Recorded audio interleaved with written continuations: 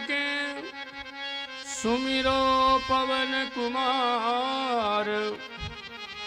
बल बुद्धि विद्या देहु मोहि हरहु कलेश विकार। प्रहलाद नारद पराशर पुंडरीका व्यासाम्बरीश सुक शौनक भीष्मदाल्भ्याम् रुक्मांगदार्जुन वसिष्ठ विभीषणादीन्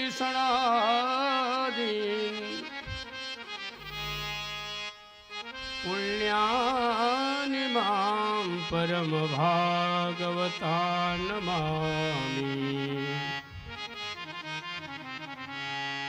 गुरुर्ब्रह्मा गुरुर्विष्णुर्गुरुर्देवो महेश्वरः।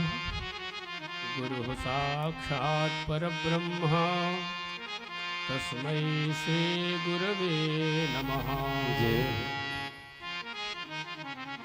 लेत सदा सुधि दीन की सहज दया के धाम। जननी जनक सर्वेश के प्रभु श्री सीताराम। प्रेम से बोलिए सीतारामचंद्र भगवान की जय हो।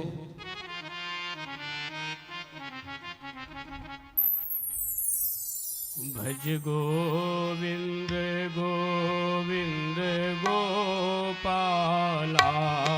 भज गोविंद गोविंद गोपाला।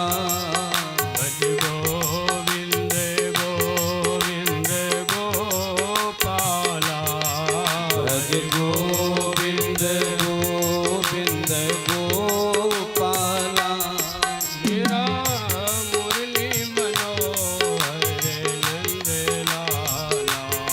मेरा मुरली मनोहर नंद लाला। मेरा मुरली मनोहर नंद लाला। मेरा मुरली मनोहर नंद लाला। भज गोविंद गोविंद गोपाला। भज गोविंद गोविंद गोपाला।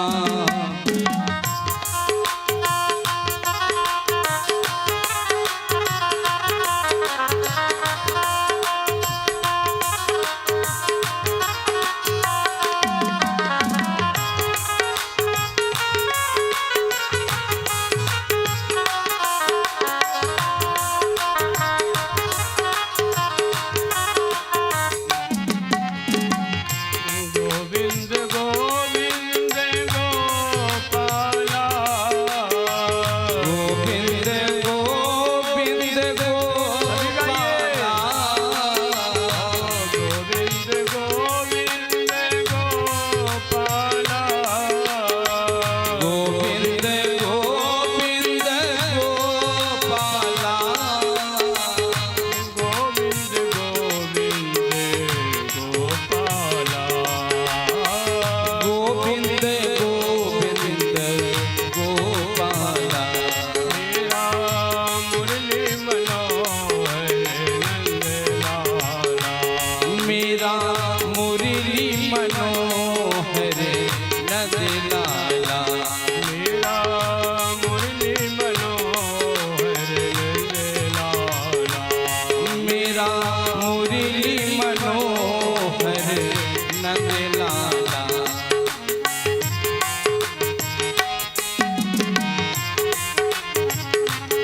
भज गोविंद गोविंद गोपाला। भज गोविंद गोविंद गोपाला।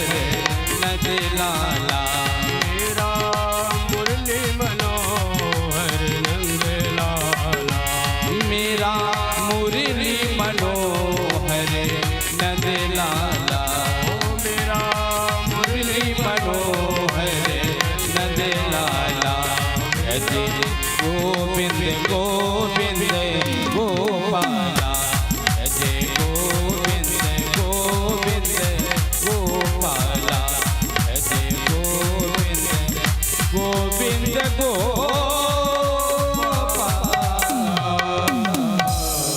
बोलो राधा गोविंद भगवान की जय। परिपूर्णतम परात्पर परब्रह्म अखिल ब्रह्मांडाधिनायक सर्वेश्वरेश्वर राजराजेश्वर भगवान श्री राधा माधव की अत्यंत कृपा के फलस्वरूप बिहार की पावन धरती जनपद सहरसा कि इस दिव्य पावन भूमि पर गंगा जी की गोदी में बैठ करके अनेकों बार इस भूमि को गंगा जी ने पवित्र किया है, अपनी गोदी में समेटा है, फिर छोड़ा है, फिर समेटा है, फिर छोड़ा है। एक बार कोई संतान अपनी माँ की गोद में बैठता है तो अपने आप को कृतकृत्य मानता है, और जिस भगवती भागीरथी गंगा की गोदी में इस भूमि ने कितनी बार उस गोद में बैठने का सौभाग्य प्राप्त किया, फिर इस भूमि की पवित्रता को क्या पूछना है। यह पावन दिव्य भूमि सहरसा के पावन प्रांगण में श्री रुदल बाबू पंजियार जी, जिनको सीमांचल का प्रत्येक क्षेत्र जानता है, बड़े ही अच्छे लोक गायक, इन्होंने अपने पूर्वजों के उद्धार हेतु, अपने माता पिता के कल्याण के हेतु, अपने समस्त पूर्वजों के दिशा निर्देश के अनुसार यह दिव्य श्रीमद्भागवत सप्ताह ज्ञान यज्ञ का जो आयोजन किया, यह वास्तव में मानव जन्म को सफल करने का एकमात्र साधन है। कल प्रातःकालीन की कथा में हम लोगों ने श्रवण किया, नैमिषारण्य ऐसी पावन भूमि है जिस पावन भूमि में बैठ करके बड़े बड़े अमलात्मा विमलात्मा ऋषींद्र मुनींद्र सिद्ध जन 88,000 महर्षि लोग श्रोता के रूप में विराजमान हैं, और सूत जी महाराज व्यास आसन पर विराजमान होकर के भगवान की मंगलमयी कथा श्रवण करा रहे हैं। संपूर्ण जीवन के पापों को विनष्ट कर देने के बाद परमात्मा की दिव्य धाम को जो प्रदान करता हो वही तो कथा है।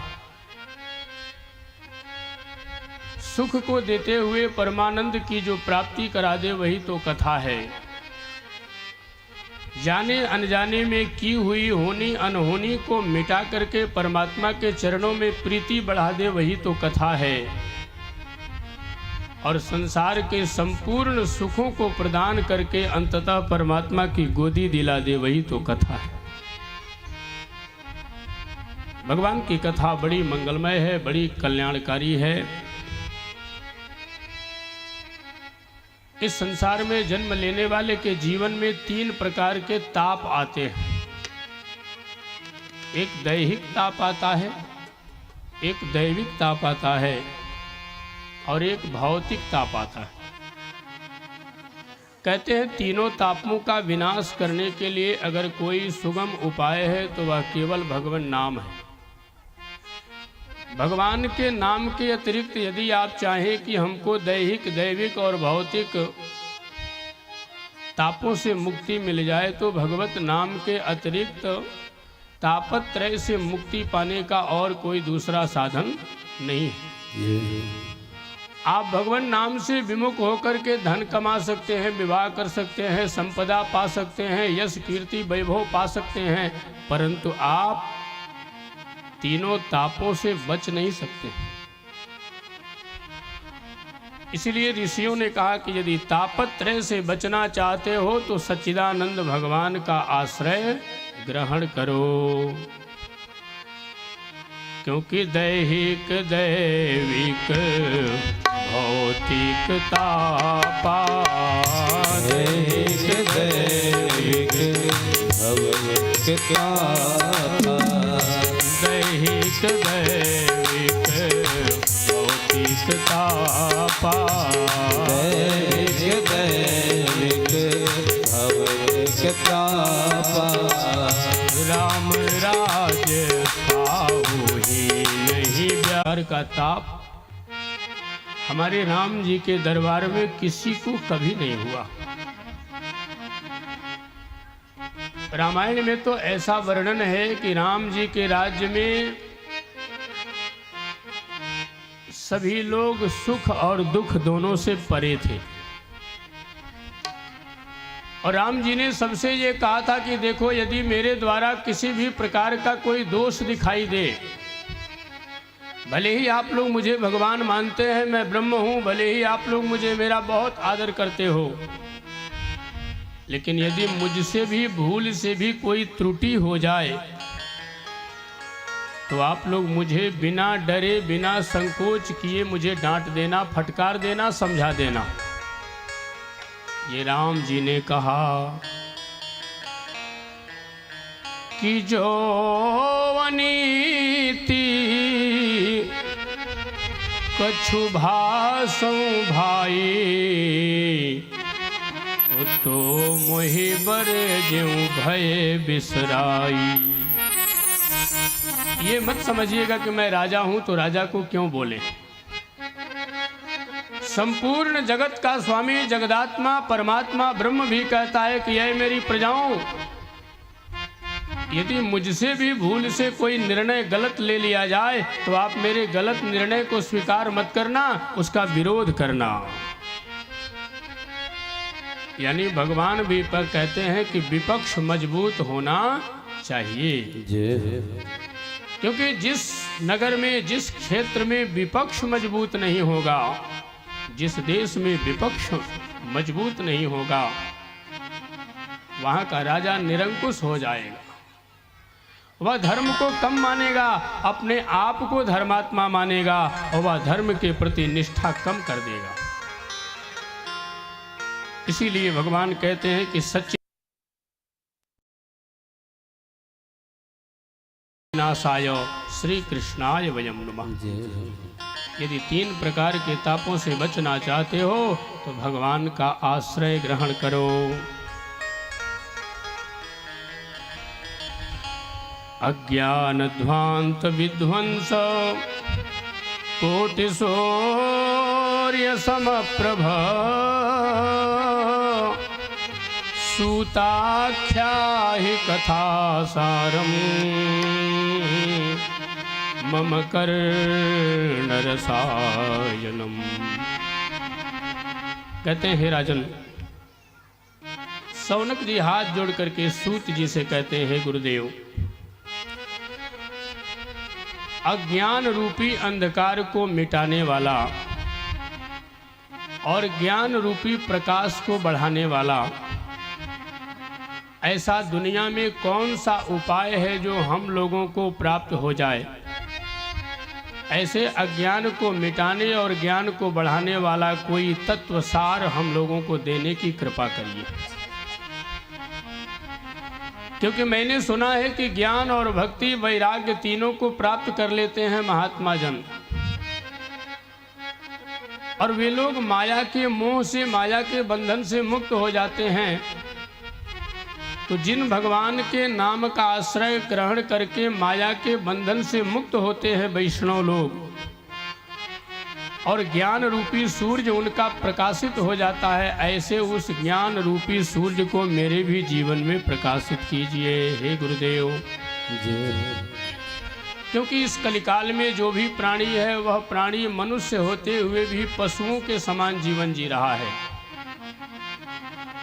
और ऐसा कोई परिवार नहीं, ऐसा कोई घर नहीं, ऐसा कोई स्थान नहीं जिस जगह पे क्लेश ना है, कोई क्रोध ना हो, किसी में दुख ना हो, किसी में कोई क्लेश ना हो।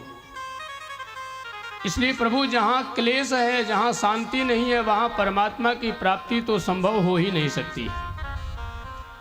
इसलिए पहले कृपा करके ये बताएं कि मेरे हृदय में, मेरी आत्मा, मेरे नगर में, मेरे गांव में, मेरे घर में, मेरे परिवार में शांति कैसे हो। क्योंकि अशांतस्य कुतः सुखम, जो अशांत प्राणी है उसको सुख की प्राप्ति हो ही नहीं सकती है। यदि जीव को जीवन में सुख चाहिए तो पहले उसे क्या मिलना चाहिए? पहले उसे शांति मिलनी चाहिए। और जहाँ शांति है वहीं तो सारी संपत्ति है। विभीषण ने कहा था कि जहाँ सुमति तहाँ संपत्ति नाना, जहाँ सुमति तहाँ संपत्ति नाना, जहाँ सुमति तहाँ संपत्ति नाना, जहाँ सुमति तहाँ संपत्ति नाना, जहाँ कुमति तहाँ विपत्ति निदाना, जहाँ सुमति तहाँ विपत्ति निदाना। इसलिए ध्यान रखिए, चाहे जितनी भी बड़ी संपत्ति आपके पास हो, यदि आपके परिवार में कलह है तो आपकी संपत्ति नष्ट हो जाएगी। कलह आने से लक्ष्मी जी चली जाती हैं, छोड़ देती हैं। और जहाँ जितनी आपसी प्रेम होता है, सुमति होता है, जहाँ एक दूसरे का मान, मर्यादा, प्रतिष्ठा, आदर, सम्मान होता है, वहाँ लक्ष्मी जी निवास करती हैं। इसलिए हे गुरुदेव, आप जैसा गुरु मुझे प्राप्त हुआ है, कृपा करके मेरे उद्धार का उपाय बताइए। क्योंकि चिंतामणि संसार के सुख को दे सकती है।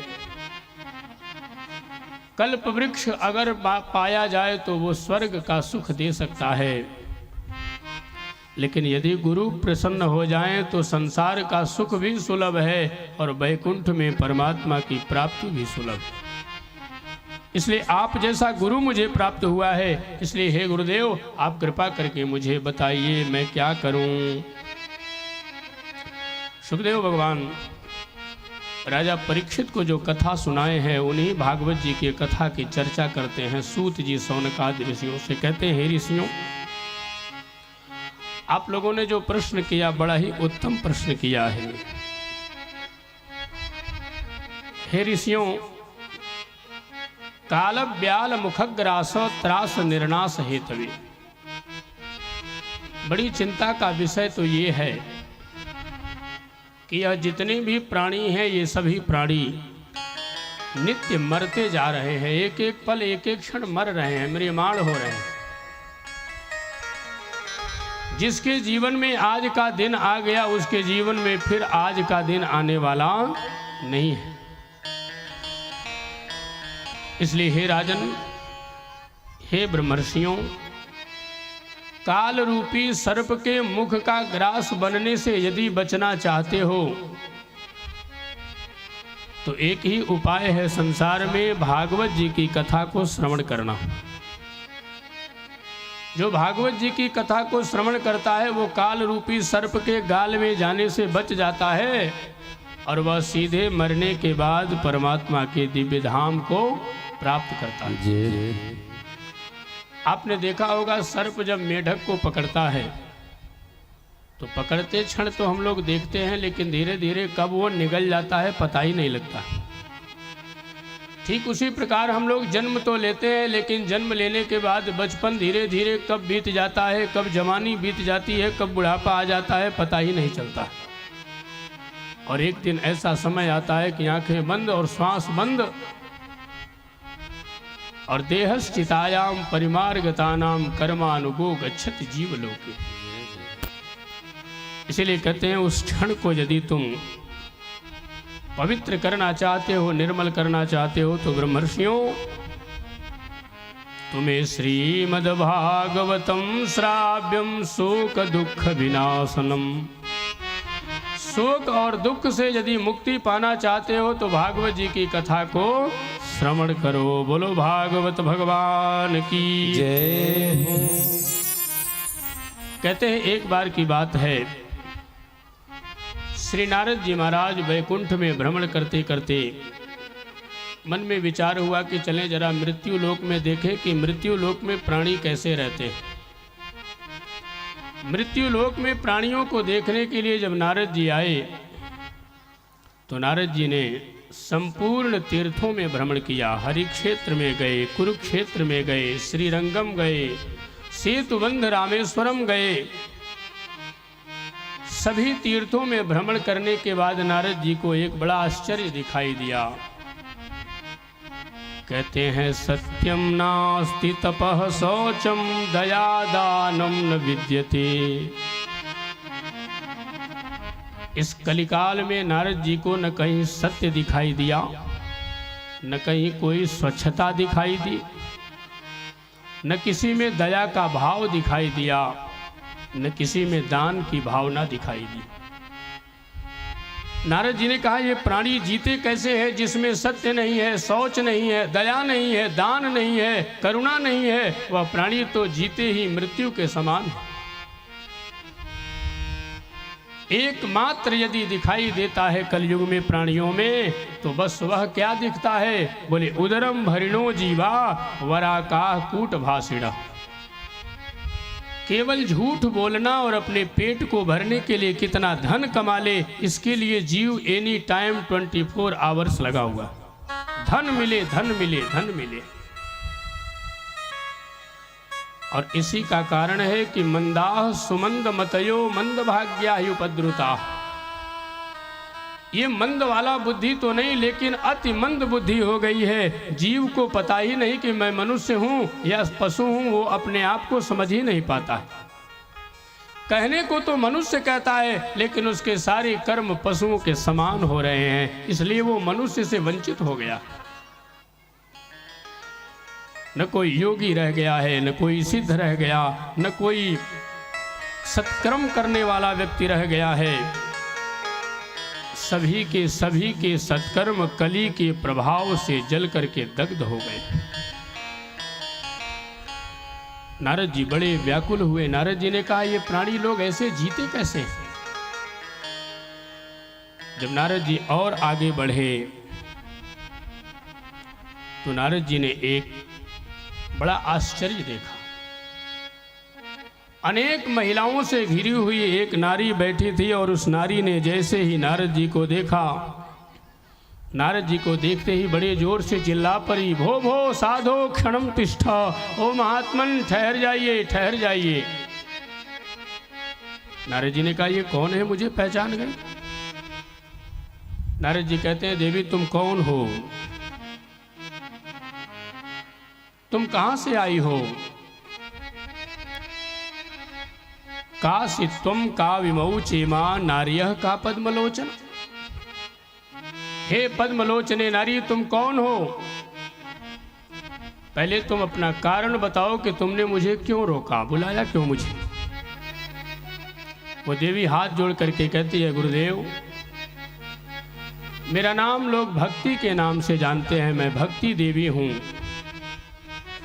और ये जो दोनों वृद्ध अचेत पड़े हुए हैं ये दोनों मेरे पुत्र हैं, और एक का नाम ज्ञान और दूसरे का नाम वैराग्य है। नारद जी ने कहा देवी तुम तो देखने में तरुणी लग रही हो, लेकिन तुम्हारे ये दोनों पुत्र तो वृद्ध लग रहे हैं।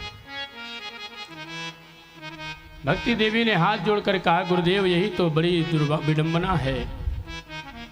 ये दोनों काल के प्रभाव से इतने जर्जर हो गए हैं कि मैं तरुणी की तरुणी रह गई, लेकिन ये दोनों काल के प्रभाव से वृद्ध हो गए हैं, जरा को प्राप्त हो गए।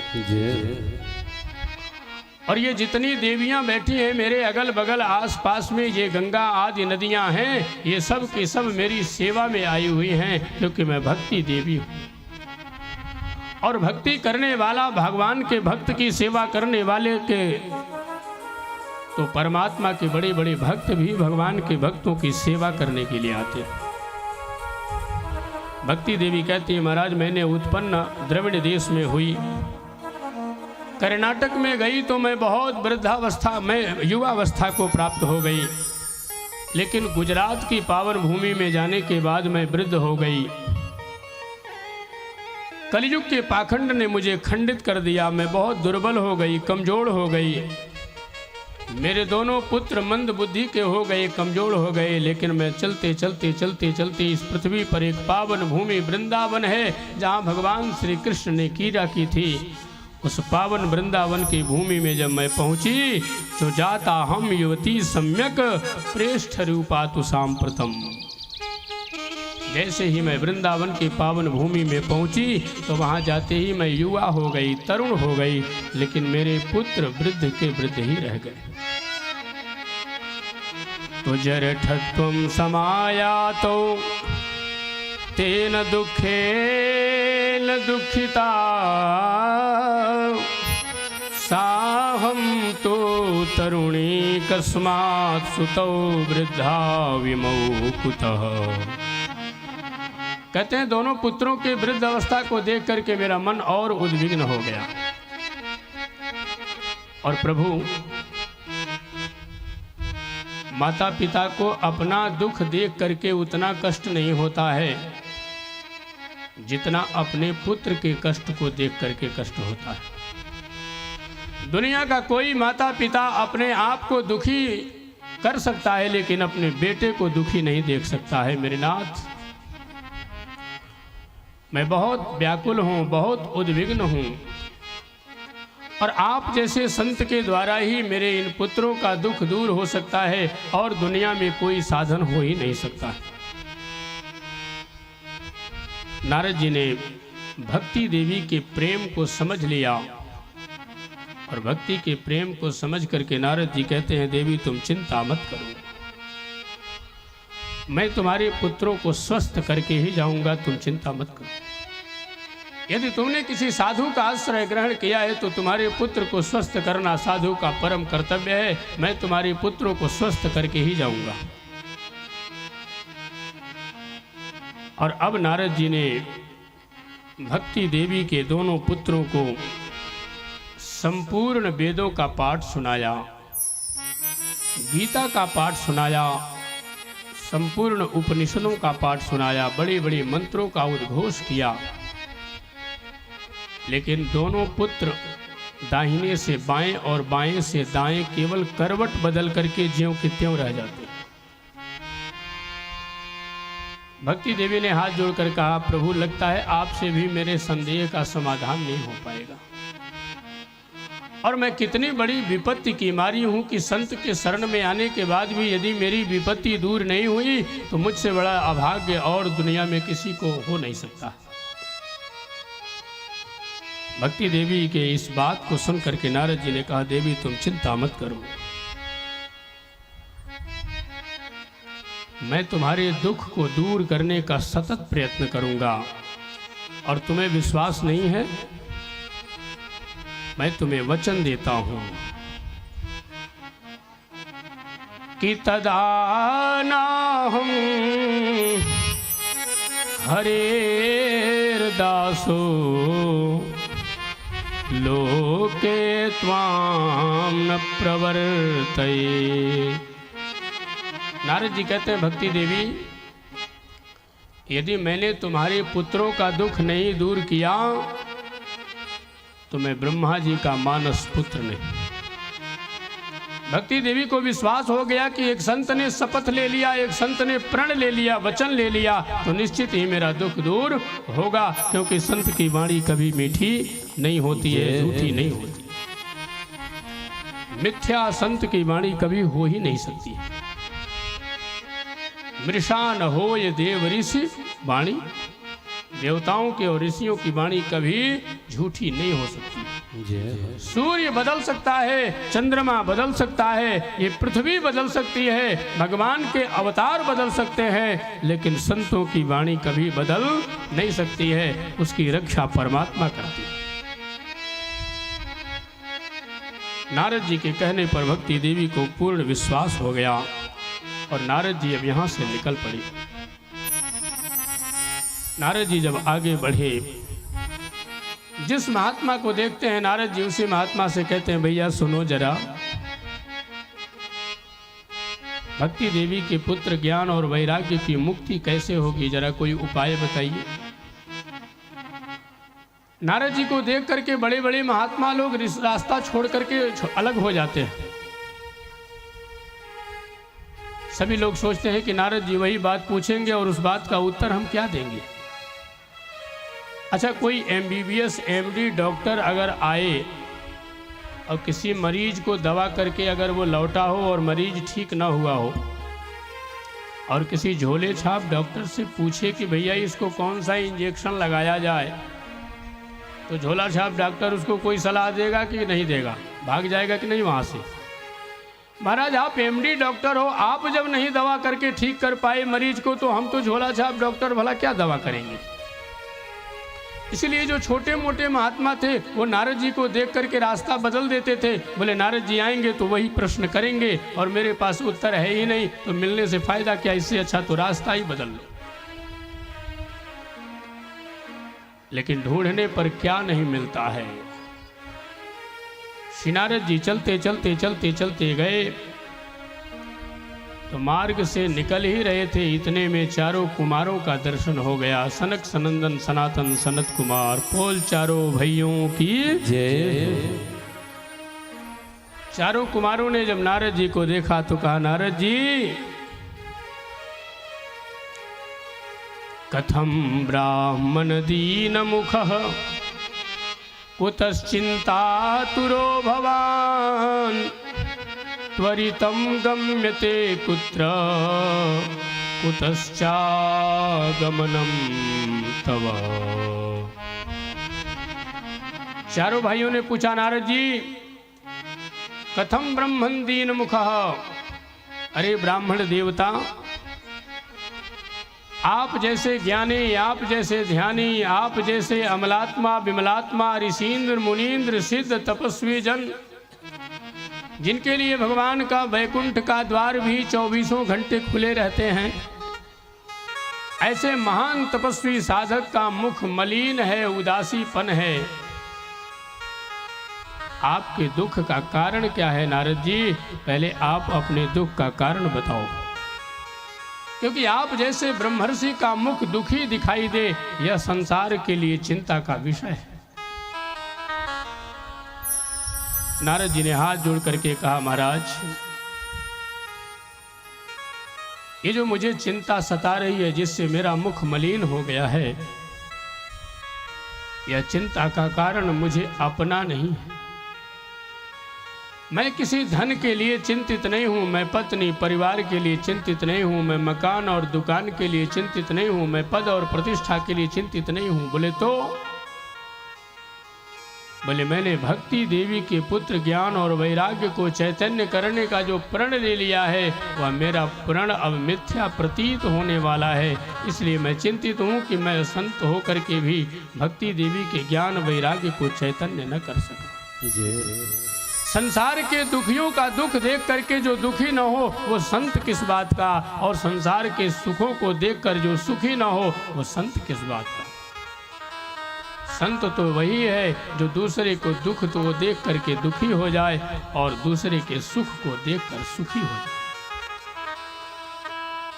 अरे वो संत नहीं हो सकता है जो संसार के सुख को देख करके स्वयं दुखी हो जाए और संसार के दुख को देख करके स्वयं सुखी हो जाए। कुमारों ने कहा, नारद जी भले ही आपने वेदों का पाठ सुनाया, भले ही आपने गीता का पाठ सुनाई, भले ही आपने उपनिषदों का पाठ सुनाया, लेकिन ज्ञान और वैराग्य को चैतन्य करने के लिए भागवत जी के अतिरिक्त दूसरा संसार में कोई साधन है ही नहीं।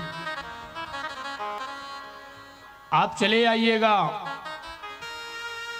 और आनंद नाम का एक ग्राम है जो हरिद्वार के गंगा जी के पावन तट पर विराजमान है। हम सभी भाई वहीं चल रहे हैं और वहीं चल करके आपको भागवत जी की कथा सुनाएंगे। और जब वो भागवत जी की कथा आप आकर के भक्ति देवी के ज्ञान और वैराग्य को सुनाओगे तो मेरा ये वचन है, मुझे ये विश्वास है कि ज्ञान वैराग्य दोनों भक्ति के पुत्र चैतन्य और तरुण हो जाएंगे। यह बात सुनकर के नारद जी जब वहां पहुंचे पहुँचते ही सनक सनंदन सनातन सनत कुमार चारों भाइयों ने ज्ञान वैराग्य और भक्ति को चैतन्य करने के लिए दिव्य भागवत जी की कथा को श्रवण कराना प्रारंभ किया।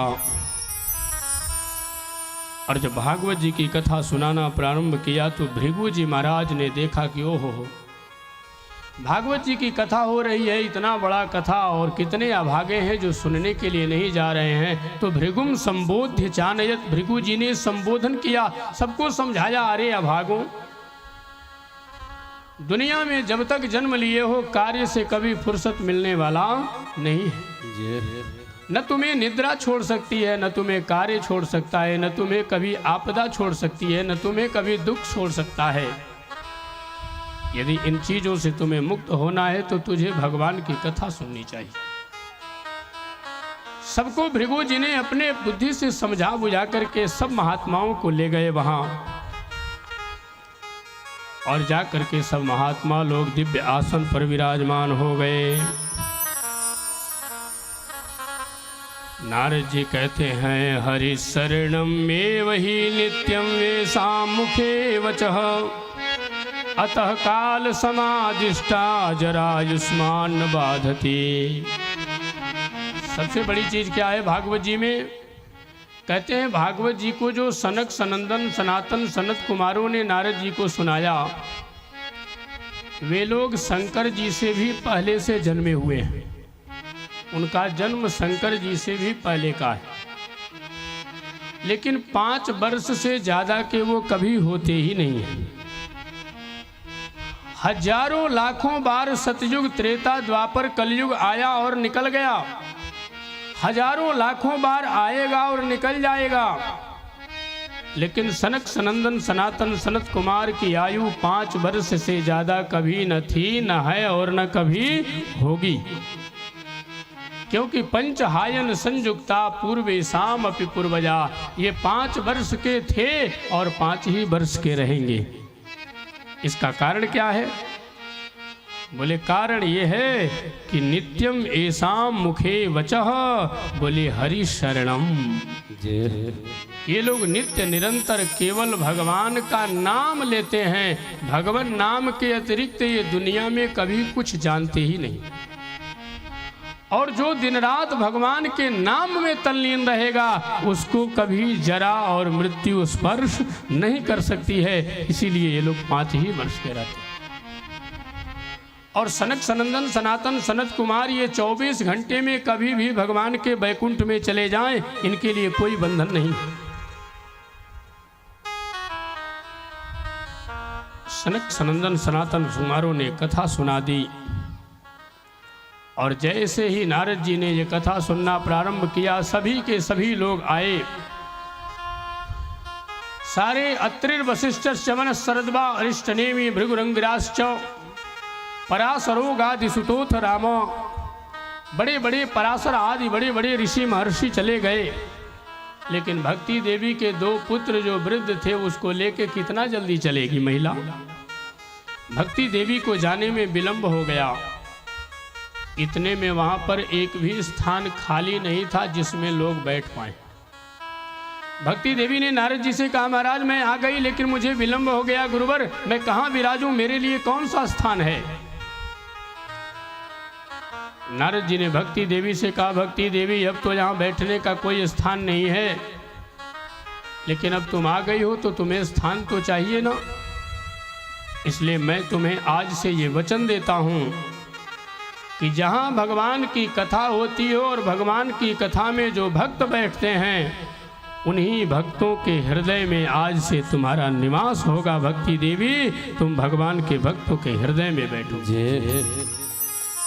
और भक्ति देवी भगवान के भक्तों के हृदय में बैठती है। और जिसके हृदय में भक्ति देवी नहीं विराजमान होती हैं, वो समझिए कि भगवान की कथा में उसका मन नहीं लग रहा है। आपका ये गांव कितना बड़ा है देखिए तो, लेकिन कितने श्रोता लोग आते हैं? बहुत कम लोग आते हैं। हमको लगता है साउंड उधर जाता भी नहीं है, क्या जाता है? और ये समय भी बड़ा विपरीत हो गया। इस समय फसल का समय है, सभी लोग फसल में तल्लीन हैं। यही समय अगर हम लोग सायंकालीन कथा में रखते तो संभवतः कुछ लोग आते, क्योंकि दोपहर में हम देखते हैं सभी लोग काम करने ही जाते हैं। लेकिन कार्य भी करना बहुत अनिवार्य है महाराज। अगर साधु के यहाँ एक चूल्हा जलता है तो वो भी गृहस्थ के हिम्मत से ही जलता है। अगर गृहस्थ ना दे तो साधु पैदा नहीं होगा। साधु भी गृहस्थ के आश्रम से ही पैदा होकर के जाता है।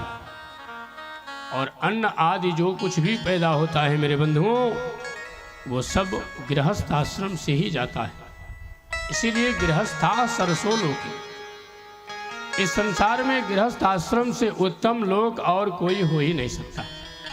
सबसे उत्तम आश्रम है गृहस्थ आश्रम। लेकिन उसमें भी आप लोग बड़े भाग्यशाली हैं। समय निकाल करके भगवान की कथा अवश्य सुनना चाहिए, क्योंकि अब तो 5 दिन और है। और 5 दिन बीतते बीतते तब लोगों को लगेगा कि हाँ अब कथा सुनने जाना चाहिए, तब तक तो समय निकल गया रहेगा। और भागवत जी की कथा में प्रायः यही होती है कि लोग समझते नहीं हैं, और जब समझते हैं तब तक समय का पूर्ण हो जाता है, समय आदमी चल देता है। इसलिए भगवान की कथा का आनंद लीजिए, समय का सदुपयोग करिए। कुमारों ने भागवत जी की कथा सुनाई। भक्ति देवी का कष्ट निवृत्त हुआ, ज्ञान और वैराग्य दोनों चैतन्य होकर के आनंद विभोर हो गए। कष्ट की निवृत्ति पाने के बाद भागवत जी की जय जयकार करके सारे ऋषि महर्षि वहां से चल पड़े। कहते हैं महाराज, ये भागवत जी की महिमा बड़ी विचित्र है। भागवत जी की कथा आपके माध्यम से मैंने सुना और मेरे ज्ञान वैराग्य दोनों पुत्र जो है तरुण हो गए। इसलिए हे नारद जी, श्री कृष्ण गोविंद हरे मुरारे नाथेति नामानि मुहुर्वदन्ति भक्ति सुतौ तौ तरुणौ गृहीत्वा प्रेमैकरूपा सहसा विरासे। भक्ति देवी कहते हैं कि भगवान श्री कृष्ण के चरणों में प्रेम रख करके मैंने ज्ञान और वैराग्य दोनों पुत्रों को चैतन्य रूप में प्राप्त कर लिया। ये भगवान की बहुत बड़ी असीम अनुकंपा है। इसलिए हे गुरुदेव, आज मुझसे बड़ा धनवान इस दुनिया में और कोई नहीं है। भक्ति देवी कहती हैं कि सकल भुवन मध्य निर्धनास्ते धन्या निवसति हृदय साम श्री हरेर भक्तिरेका हरिरपि निज लोकम सर्वथा तो विहाय प्रविशति हृदय साम भक्ति सूत्रोपनद्ध। भक्ति देवी कहते हैं महाराज, आज मैंने भागवत जी की महिमा को अलौकिक जाना। अलौकिक है भागवत जी की महिमा। ऐसी महिमा वाली कथा मैंने जीवन में कभी सुनी भी नहीं थी, जानी भी नहीं थी। लेकिन प्रभु, अब आप कृपा करके मुझे एक बात बताइए। मेरे ज्ञान और वैराग्य दोनों पुत्र तो तरुण हो गए, चैतन्य हो गए, पर भागवत जी की कथा सुनने से कौन कौन मुक्त होता है, मैं ये सुनना चाहती हूँ। नारद जी ने कुमारों से कहा, प्रभु आप कृपा करके ये बताइए कि कौन कौन भागवत सुन करके मुक्त हो सकता है, किनकी मुक्ति होती है। तो कहते हैं सनक सनंदन सनातन सनत कुमार के हे ऋषियों, अपने जीवन में सदा पाप ही करने वाला प्राणी, जिसने अपने जीवन में पाप के अतिरिक्त पुण्य नाम का चीज कभी जाना नहीं, सदा दुराचार पापाचार में निमग्न रहने वाला प्राणी, क्रोध में दग्ध रहने वाला प्राणी, कुटिल प्राणी, कामी प्राणी, यदि ऐसा महान पातकी भी भागवत जी की कथा सुन ले तो वह 7 दिन की कथा सुनने से पापों से मुक्त हो जाता है। जीवन में जिसने कभी सत्य न बोला हो, केवल झूठ ही झूठ बोला हो, अपने माता पिता का कभी अनादर छोड़ करके आदर न किया हो, अपने कुल में कलंक रूप में पैदा हुआ हो, जिसने धर्म को कभी न माना हो, जो महादंभी हो, पाखंडी हो, हिंसा करने वाला हो, यदि वह ऐसा महान पातकी भी भागवत की कथा सुनता है तो वह भी अपने पापों से मुक्त हो जाता है। 5 प्रकार के जो उग्र पाप हैं, अपने माता पिता का अनादर करने वाला, अपने गुरु का अपमान करने वाला, वेश्यावृत्ति करने वाला, अपने गुरुपत्नी के साथ गमन करने वाला और धर्मशास्त्र को न मानने वाला, ऐसा महान पंचोग्र पाप से युक्त यदि प्राणी भी भागवत जी की कथा सुन ले तो वह भी पंचोग्र पापों से मुक्त हो जाता है। और यदि शरीर से, वचन से, मन से किसी भी प्रकार से पाप करने वाला पापी हो तो यदि वह ब्रह्म हत्यारा भी क्यों न हो, यदि वह ब्रह्म हत्यारा भी भागवत जी की कथा सुनता है तो उसे भी भागवत जी ब्रह्म हत्या से मुक्त कर देती हैं। बोलो भागवत भगवान की जय। और प्रेतत्व की मुक्ति होती है। सौनकादि ऋषियों ने नारद जी से कहा कि गुरुदेव, आपने बड़ी कृपा से अपने गुरुदेव से यह कथा सुनी। सनकादि ऋषियों की यह मंगलमयी कथा सुन करके नारद जी कहते हैं, हे गुरुदेव, आपने मुझ पर अत्यंत कृपा किया है। इस कथा को सुनने से किन किन लोगों ने पवित्र को प्राप्त किया, पवित्रता को ग्रहण किया, उन महानुभावों की भी चर्चा करके मुझे बताइए। तब श्री सौनकादि ऋषियों से सूत जी कहते हैं, ऋषियों, तुंगभद्रा नदी के तट पर एक छोटा सा नगर था। उसमें सभी वर्णाश्रम धर्म का पालन करने वाले ऋषि, महर्षि, संत, महात्मा, आश्रम में गृहस्थ लोग रहते थे। उसी नगर में एक पंडित जी रहते थे जिसका नाम था आत्मदेव। आत्मदेव नामक जो ब्राह्मण थे वो बड़े ज्ञानी थे, बड़े विद्वान थे। जिस प्रकार आकाश में सूर्य के उगने के बाद उसके सामने सभी तारागण विलुप्त हो जाते हैं,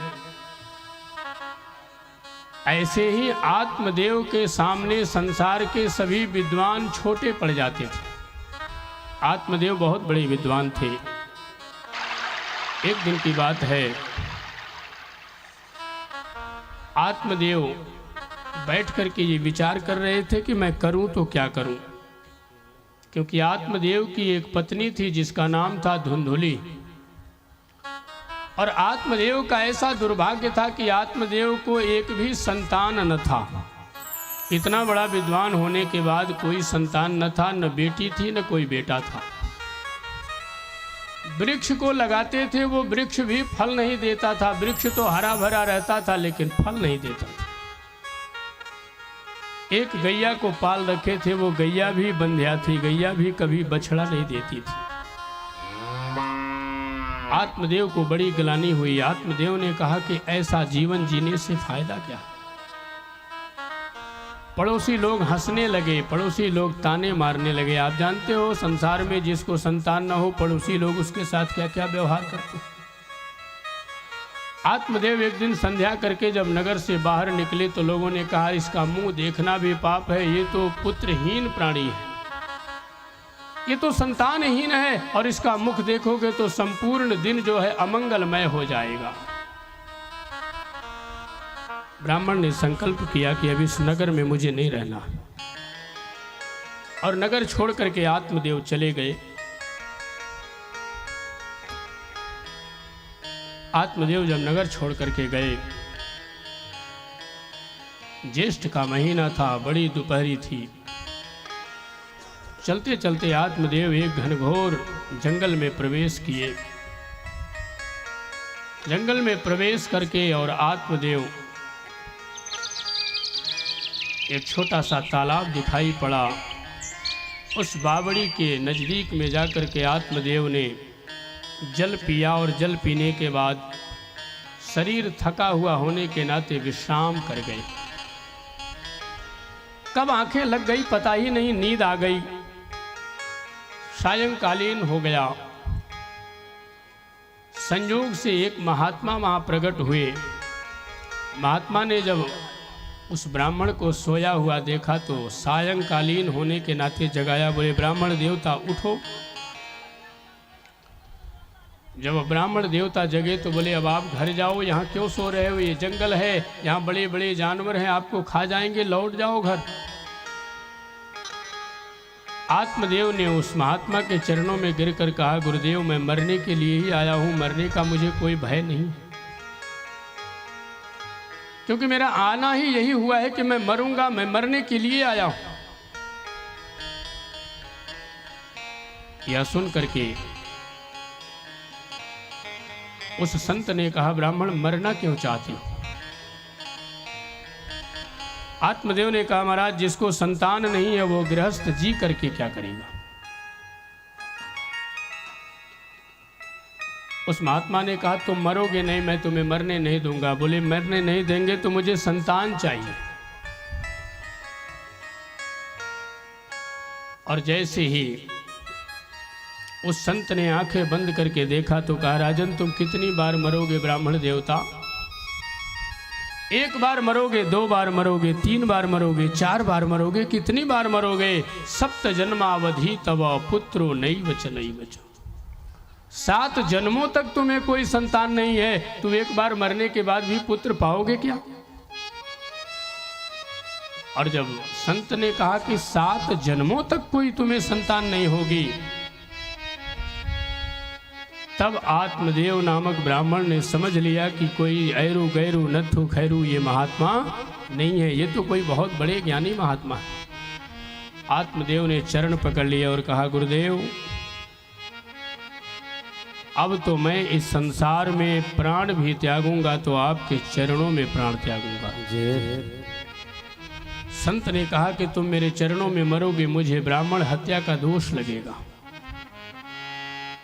हे ब्राह्मण देवता, इस संसार में पुत्र के लिए मत रो। इस संसार में न कोई किसी का पुत्र है, न कोई किसी का पिता है। ये संसार तो नश्वर है, यहाँ सब के सब केवल आते हैं इस संसार में परमात्मा को प्राप्त करने के लिए। और यदि तुम्हें परमात्मा मिल रहे हैं तो इससे बड़ा तुम्हें और क्या चाहिए? तुम निकल जाओ भगवत भक्ति के लिए। लेकिन ब्राह्मण ने कहा, महाराज गृहस्थ जीवन में आने का सबसे बड़ा सुख वही है कि मेरे घर में पुत्र और पौत्र आए, मैं पिता और दादा बन। इसलिए मुझे संतान चाहिए, आप मुझ पर कृपा करिए। जब देखा कि ब्राह्मण मरेगा नहीं मानेगा, तब उस ब्राह्मण ने, उस संत ने अपने झोले से एक फल निकाला और अपने झोले से एक फल निकाल करके और उस फल को आत्मदेव के हाथों में दे दिया और कहा, सुनो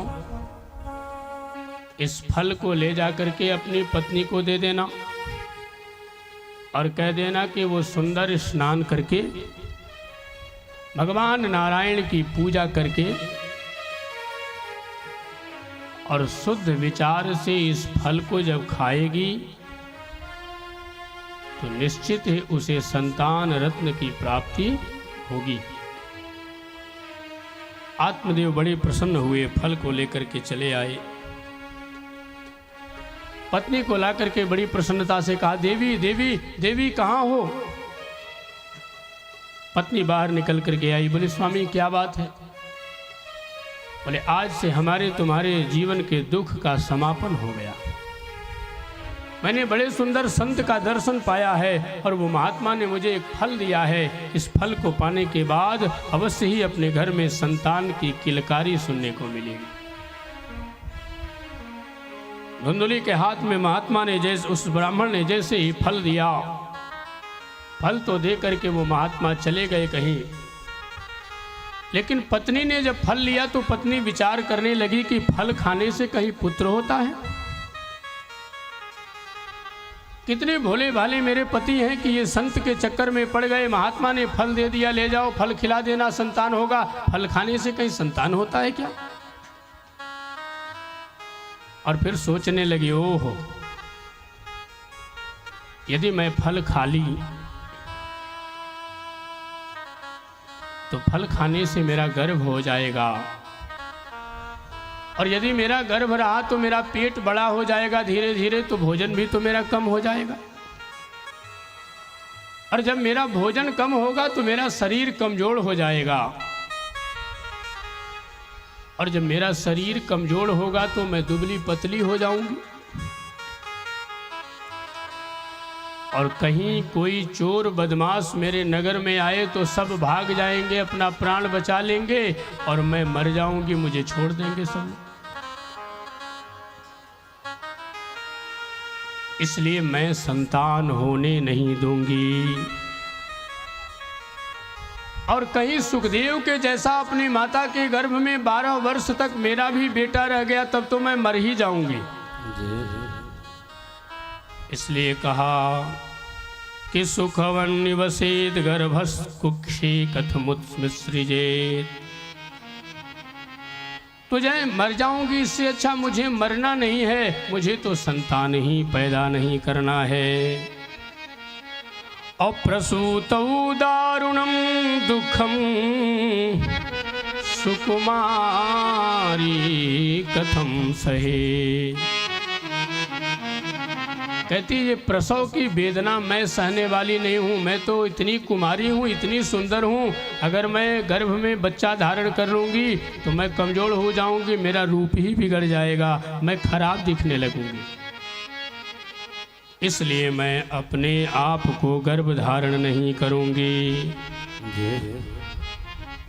और यदा कदा कहीं बालक पैदा भी हो गया तो उसके लालन पालन में कितना कष्ट होता है। छी छी, मैं तो संतान पैदा नहीं करूंगी। ये तो दुनिया की अभागन औरतें हैं जो संतान पैदा करती हैं।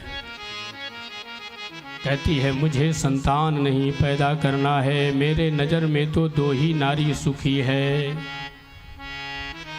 कि बंध्यावा विधवा नारी सुखिनी चेति में मती। देखिए ऐसी ऐसी भी नारियां हैं। कहती हैं यदि मुझसे कोई पूछे तो मैं मानती हूँ दुनिया में 2 ही नारी सुखी है। पहली नारी वो सुखी है जो बंध्या है, जिसको कोई संतान नहीं है, और दूसरी नारी वो सुखी है जो विधवा है, जिसका पति नहीं है।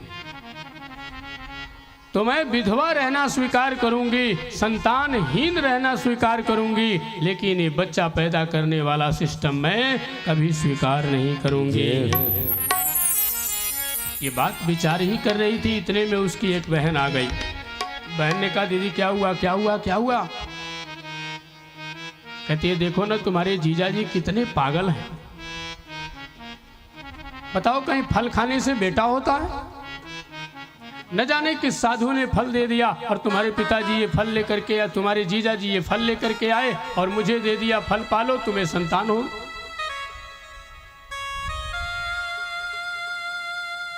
लेकिन उसकी बहन संत के प्रभाव को जानती थी। उसकी बहन ने कहा दीदी आपको संतान पैदा नहीं करना है? बोले नहीं। बोले एक काम करो, तुम्हारे पास अपार वैभव है, कोई खाने वाला नहीं है, और मेरे पास अनेक पुत्र हैं लेकिन खाने का कुछ नहीं है। आखिर मेरा पुत्र भी तो तुम्हारा ही पुत्र है और तुम्हारी संपत्ति भी तो मेरी ही संपत्ति है। इसलिए दीदी एक काम करो, मुझे जो होने वाला संतान है, ये जो पैदा होगा मैं तुम्हें दे दूंगी और तुम इसके बदले में ढेर सारा धन मुझे दे देना। दोनों की बातें आपस में बन गई। हे नारद जी, कुछ दिन के बाद धुंधुली की बहन ने एक सुंदर संतान को जन्म दिया और उसे लेकर के घर में आई और अपनी बहन को दे दिया।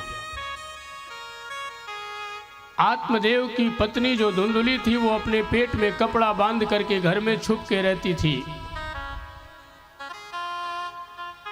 जब बालक की किलकारी कानों में गूंज सुनाई पड़ी तो आत्मदेव को बड़ी प्रसन्नता हुई। दौड़ करके आए लोग, महाराज संतान हुआ, पुत्र हुआ। आत्मदेव के प्रसन्नता का ठिकाना न रहा। आत्मदेव ने अनेक प्रकार के दान उपदान दिए और सबको प्रसन्न करके अपने यहाँ आए हुए अतिथियों का यथोचित सम्मान किया। और वही आत्मदेव प्रसन्न होकर के अपनी देवी धुंधुली से मिलने के लिए जब जाते हैं तो धुंधुली ने सूचना भिजवाया कि पुत्र बहुत रो रहा है। बोले क्यों रो रहा है? बोले पुत्र दूध के लिए रो रहा है। आत्मदेव ने कहा तो दूध पिलाओ। बोले स्तन्यम नास्ति कुचो ममा, मेरे स्तन में दूध ही नहीं आ रहा है, इसलिए मैं दूध कहाँ से पिलाऊं? आत्मदेव ने कहा तो मैं क्या करूं? माँ तुम हो तो दूध तो तुम्हें पिलाना पड़ेगा। बोली सुनो एक काम करो। बोले क्या? बोली मेरी बहन का बच्चा हुआ है, वो मर गया है, तो मेरी बहन को ले आओ और वो दूध पिला देगी, ये बच्चा जीवित हो जाएगा। इन दोनों स्त्रियों के रहस्य को आत्मदेव समझ नहीं पाए। कहा गया है स्त्री नहीं वो तो विश्वासम दुष्टा नाम कारयेद बुधः विश्वासो यस्थितो मूढ़ सदुःखैः परिभूयति। यदि स्त्री अपने मार्ग से भटक जाएगी तो उसे संभालने की क्षमता किसी में नहीं हो सकती। और जब स्त्री अपने मार्ग पर रहेगी तो उसके सुरक्षा की कोई आवश्यकता नहीं है। वह अपने आप में समर्थ है, वह अपने आप में प्रबल है। दोनों देवियों ने मिलकर के आपस में सामंजस्य बैठाया और पुत्र तो उसी का था, मरा थोड़ी न था, वो तो लाके दे गई थी। और जब उसकी बच्चे को लाया गया और बच्चे को जब उसने दूध पान कराया तो बच्चा शांत हो गया। दूध पान किया, धीरे धीरे वो बच्चा बढ़ने लगा। लेकिन इधर जो फल दिया था ब्राह्मण देवता को, उस महात्मा ने उस फल को धुंधुली ने ब्राह्मण की परीक्षा लेने के लिए, साधु की परीक्षा लेने के लिए उस फल को जो आत्मदेव ने गैया पाला था उस गैया को खिला दिया था। 3 महीने के बाद उस गैया ने भी एक बड़ा सुंदर संतान को जन्म दिया है। बोल गोकर्ण महाराज की जय। और जो बालक जन्म लिया गाय के गर्भ से, उस बालक का संपूर्ण शरीर तो मनुष्य का था लेकिन कान गौ का था। धीरे धीरे बच्चे बड़े होने लगे। दोनों बच्चों के धीरे धीरे बड़े होने पर आत्मदेव को बड़ी प्रसन्नता हुई। बाहरी ईश्वर कितनी कृपा किया, एक बार एक भी संतान न था, एक बार 2 संतान। आत्मदेव ने दोनों का नामकरण संस्कार किया। एक का नाम आत्मदेव रखा। आत्मदेव ने कहा मेरा नाम आत्मदेव है तो मेरा ये जो बेटा है इसका नाम मैं परमात्मदेव रखूंगा। लेकिन धुंधुली नाराज हो गई। धुंधुली ने कहा ऐसा नहीं हो सकता है। बोले क्यों? बोले 9 महीने तक गर्भ में मैंने धारण किया, दुख सुख मैंने धारण किया, सारे आतप मैंने झेले और नाम तुम्हारे नाम से रहेगा। सीधे साधे आत्मदेव कहा गोभी क्या बात है, तुम अपने नाम से रख लो, कोई दिक्कत नहीं। माँ में और पिता में पुत्र के लिए क्या अंतर है? पुत्र के लिए तो माता पिता दोनों समान है, तुम अपने नाम से रख लो। धुंधुली ने कहा अगर मेरा नाम धुंधुली है तो मेरे बेटे का नाम धुंधुकारी रहेगा। क्या नाम रखा? धुंधुकारी। और कहा अब ये दूसरा बच्चा जो है इसका नाम तुम अपने मन से रख लो, जो रखना हो महात्मा। तब आत्मदेव ने दूसरे बच्चे का नाम गौ के समान कर्ण होने के नाते उस बालक का नाम रखा गोकर्ण। बोलो गोकर्ण जी महाराज की जय। गोकर्ण पंडितो ज्ञानी धुंधुकारी महाखलः। कहते हैं धुंधुकारी और गोकर्ण दोनों एक साथ पैदा होते हैं। एक माता पिता की छत्र छाया में पैदा होते हैं, लेकिन एक पिता की आज्ञा से जो संतान पैदा होता है संत के आशीर्वाद से, वह गोकर्ण पैदा होता है। और एक संतान जो अपनी माता के पाप से पैदा होता है, वह धुंधुकारी नाम का दुष्ट पैदा होता है। और वह धुंधुकारी पैदा होकर के करता क्या है, सभी बच्चों को इधर उधर से खींच करके किसी को कुएं में डालता है, किसी को तालाब में डालता है, किसी को मारता है। धीरे धीरे सभी बच्चों का अंत करता है। एक दिन शिकायत आई, गोकर्ण घर छोड़ करके चले गए। आत्मदेव के पास जब शिकायत आई, तो आत्मदेव ने कहा कि अब तक तो कोई पुत्र नहीं था, तो इसके लिए मैं दुखी था। आज मुझे पुत्र हो गया तो ये पुत्र मुझे अपमानित करा रहा है। समाज में जहाँ मैंने इतना प्रतिष्ठा प्राप्त किया है, आज वही मुझे अनादर मिल रहा है। इसलिए आत्मदेव ने कहा कि अब मैं घर छोड़ करके चला जाऊंगा। बैठ करके विचार कर रहे थे, इतने में आत्मदेव के सामने गोकर्ण जी प्रकट हो गए। बोल गोकर्ण महाराज की जय हो। और गोकर्ण जी अपने पिता को उपदेश दे रहे हैं। आज पहली बार कोई पिता अपने पुत्र को उपदेश नहीं दे रहा है, अपितु पुत्र पिता को उपदेश दे रहा है। देखिए कितनी अच्छी बात एक पुत्र ने कहा है पिता से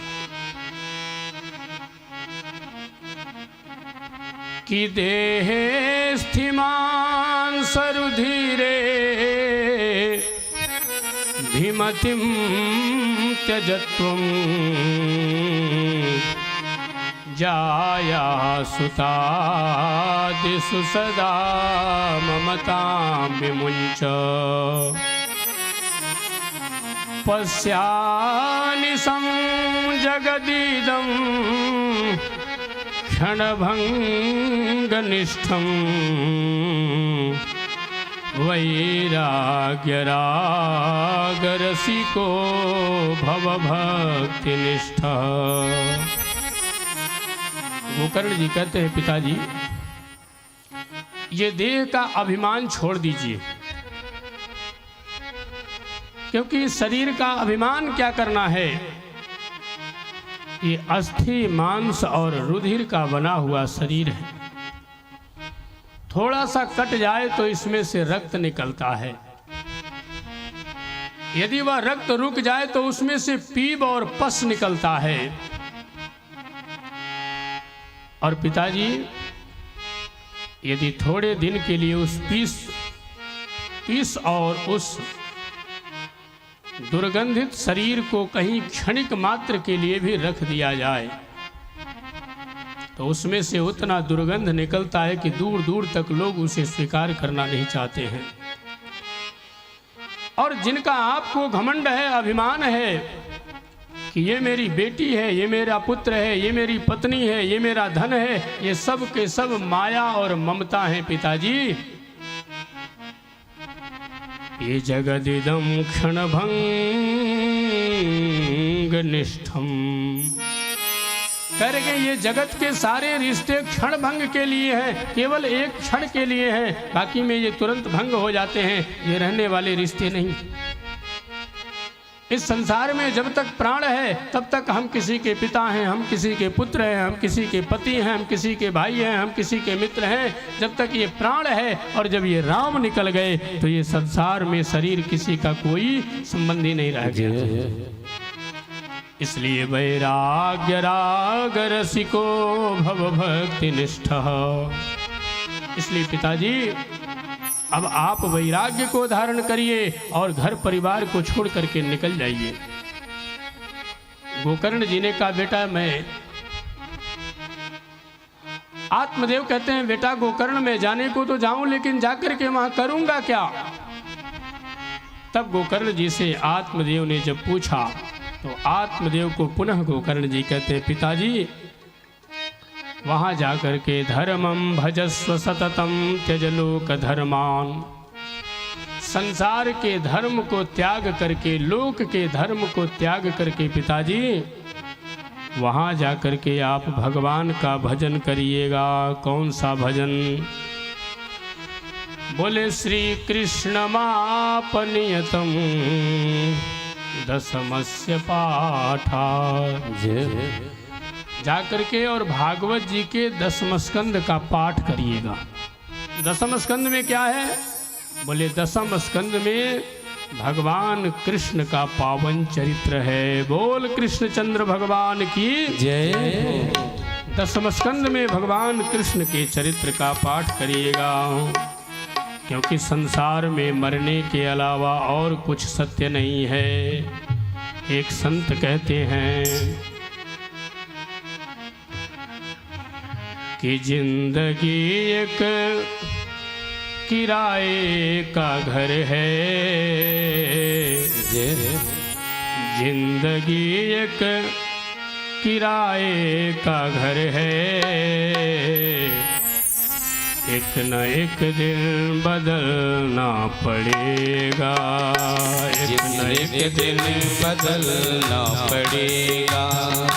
जिंदगी एक किराए का घर है, जिंदगी एक किराए का घर है, एक न एक दिन बदलना पड़ेगा। मौत जब तुम्हें को आवाज देगी, मौत जब तुमको आवाज देगी, मौत जब तुम्हें को आवाज देगी, घर से बाहर निकलना पड़ेगा, घर से बाहर निकलना पड़ेगा, घर से बाहर निकलना पड़ेगा, घर से बाहर निकलना पड़ेगा।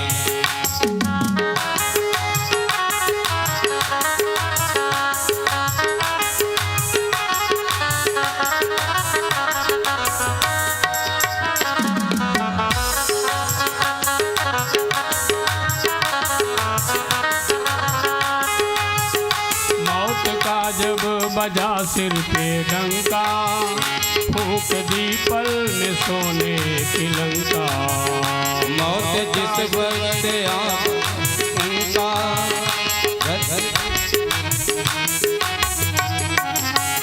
मौत का जब बजा सिर पे डंका, फूंक दी पल में सोने की लंका, मौत का जब बजा सिर पे डंका, सोने की लंका, कर गई मौत रावण की बंका, कर गई रावण की बंका, कर गई मौत रावण की बंका, कर गई मौत रावण की बंका। वैसे तुमको भी चलना पड़ेगा, वैसे तुमको भी चलना पड़ेगा, वैसे तुमको भी चलना पड़ेगा, वैसे तुमको भी चलना पड़ेगा। जिंदगी एक किराए का घर है, जिंदगी एक किराए का घर है, जिंदगी एक किराए का घर है, जिंदगी एक किराए का घर है, एक न एक दिन बदलना पड़ेगा, एक न एक दिन बदलना पड़ेगा। जिंदगी एक किराए का घर है, एक न एक दिन बदलना पड़ेगा।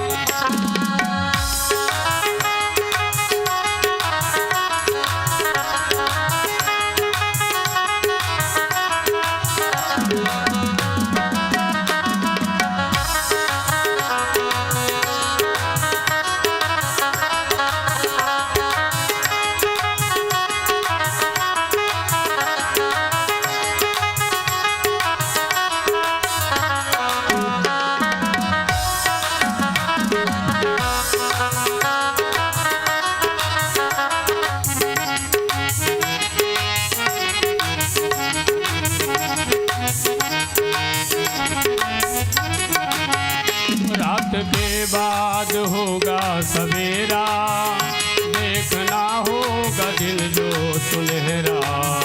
रात के बाद होगा सवेरा,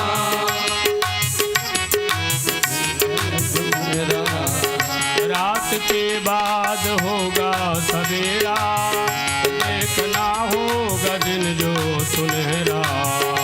रात के बाद होगा सवेरा, देखना होगा सुनहरा।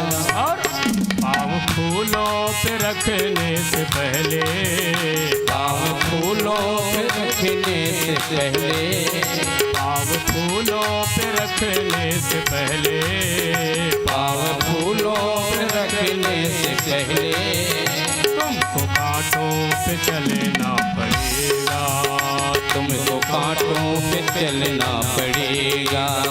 जिंदगी एक किराए का घर है, जिंदगी एक किराए का घर है, एक न एक दिन बदलना पड़ेगा, एक न एक दिन बदलना पड़ेगा।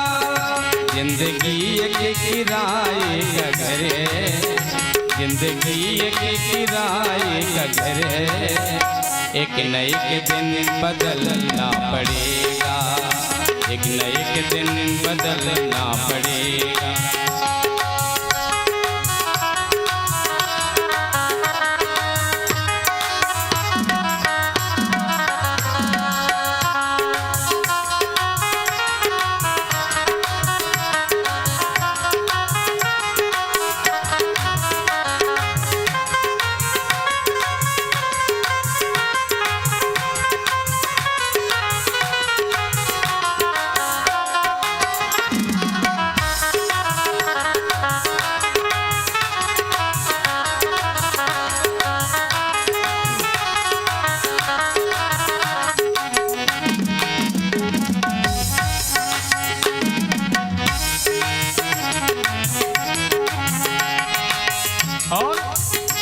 और कहते हैं क्या, ये जवानी है 2 दिन का सपना, ढूंढ ले चल के तू राम अपना।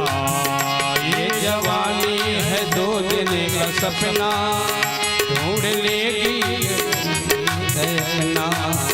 ये जवानी है 2 दिन का सपना, ढूंढ ले चल के तू राम अपना। ये जवानी है 2 दिन का सपना, ढूंढ लेगी अपना। और ये जवानी अगर ढल गई तो, ये जवानी अगर ढल गई तो, ये जवानी अगर ढल गई तो, ये जवानी अगर ढल गई तो, उम्र भर हाथ मलना पड़ेगा, उम्र भर हाथ मलना पड़ेगा, उम्र भर हाथ मलना पड़ेगा, उम्र भर हाथ मलना पड़ेगा। जिंदगी के किराए का घर है, जिंदगी के किराए का घर है, एक न एक दिन बदलना पड़ेगा, एक न एक दिन बदलना पड़ेगा, एक न एक दिन बदलना पड़ेगा।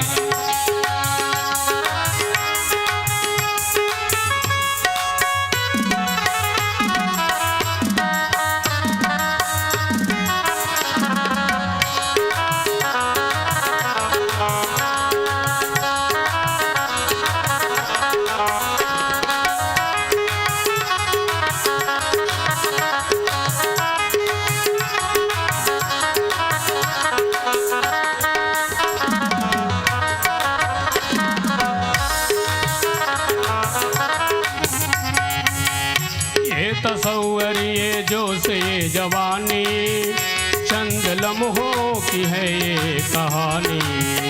ये तसव्वुर ये जोश ये जवानी, चंद लम्हों की है ये कहानी। ये तसव्वुर ये जोश ये जवानी, चंद लम्हों की है ये कहानी। दिया शाम तक देख लेना, ये दिया शाम तक देख लेना, ऐ दिया शाम तक देख लेना, ये दिया शाम तक देख लेना।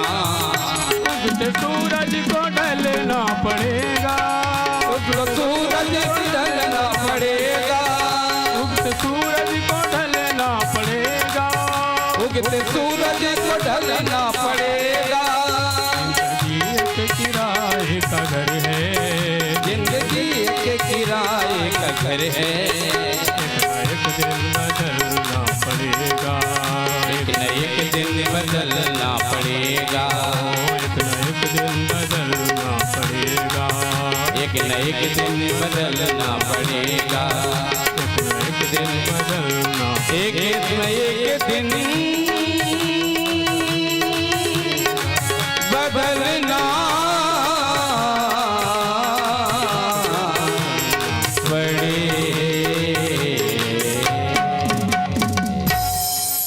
इसलिए इस जिंदगी का कोई ठिकाना नहीं। एक संत ने कहा कि क्षण भंगुर जीवन की कलियां कल प्रात खिले कि खिले न खिले। इतने लोग बैठे हैं, कोई बता सकता है कि कल होगा? किसी ने कल देखा है? यदि कल होगा तो फिर उसके आगे कल लगा रहेगा, कल कभी समाप्त होने वाला नहीं है। इसलिए कल की प्रतीक्षा करने वाला कभी धीर पुरुष नहीं हो सकता है। कल की प्रतीक्षा करने वाला तो काल को आमंत्रित करता है। ज्ञानी वही है जो कल की प्रतीक्षा न करके आज ही परमात्मा प्राप्ति के लिए बढ़ चले। आत्मदेव को जब उपदेश प्राप्त हुआ अपने पुत्र के द्वारा, आत्मदेव ने अपने पुत्र के द्वारा ज्ञानोपदेश प्राप्त करते ही घर छोड़कर चल पड़े। और इधर धुंधुकारी अब अकेला बचा तो अपनी माँ के साथ रहने लगा। जितनी संपत्ति थी सारी संपत्ति को उल्टा स्त्रियों में बांट दिया। 5-5 वेश्याओं को ला करके घर में रख लिया और मुँह मांगा दान देता था उन वेश्याओं को, रमण करता था। एक दिन धीरे धीरे दान करते करते करते करते धुंधुकारी की सारी संपत्ति नष्ट हो गई। अपनी माँ से कहता है, मैया मुझे धन दे दो, तुम धन जो रखी है चुरा के वो सब धन मुझे दे दो। माँ ने कहा, मेरे पास धन कहाँ? कहता है, यदि धन नहीं देगी तो मैं तुझे मार डालूंगा। धुंधुली ने कहा, मेरे पास धन है नहीं तो मैं दूंगी कहाँ तुझे। अपने हाथों में जलते हुए लकड़ी का आग लिया और दौड़ पड़ा अपनी माँ को मारने के लिए।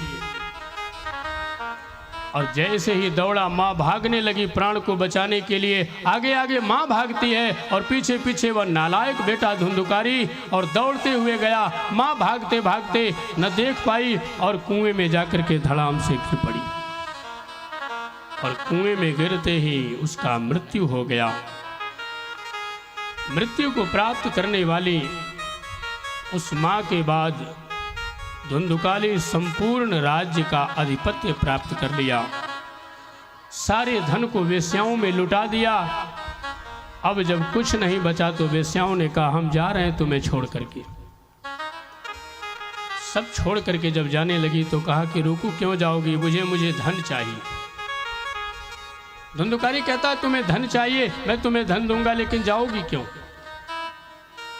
और रात्रि कालीन में वह राजा के घर में प्रवेश करके डकैती करता है, चोरी करता है और धन हरण करके जब ले आता है राजा के यहाँ से, ला करके जब वेश्याओं को दिया तो वेश्याओं ने ये विचार किया कि ये राजा का धन है, और कल राजा के दूत यदि इस संपत्ति की जांच के लिए निकलेंगे, नगर में जांच होगी और नगर में यदि ये धन हम लोगों के पास पकड़ा गया तो ये नालायक तो मारा ही जाएगा, साथ में हम भी मारे जाएंगे।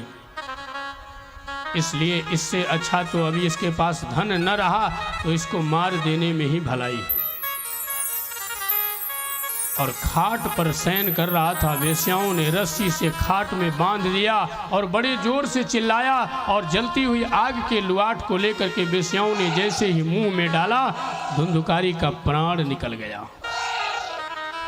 और धुंधुकारी जब मरा तो बड़ा भयंकर प्रलयंकर प्रचंड प्रेत बना और वह प्रेत बन करके सारे नगर में भ्रमण करने लगा, अपने गांव में घूमने लगा।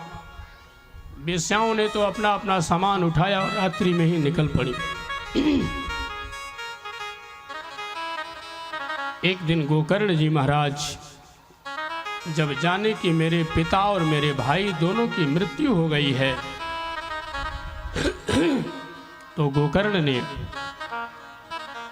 अपने पिता और अपने भाई दोनों का श्राद्ध किया। और वो भी ऐसे कैसे जगह पे नहीं, गया में जाकर के श्राद्ध किया। और गया में अपने पिता का श्राद्ध करके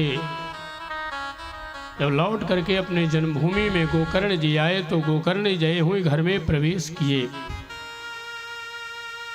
तो देखा एक बड़ा भयंकर प्रलयंकर प्रचंड प्रेत कभी हाथी बन के आ रहा है, कभी घोड़ा बन के आ रहा है, कभी बकरी बन के आ रहा है, कभी ऊंट बन के आ रहा है, कभी चमगादड़ बन के आ रहा है, कभी कुछ बन के आ रहा है।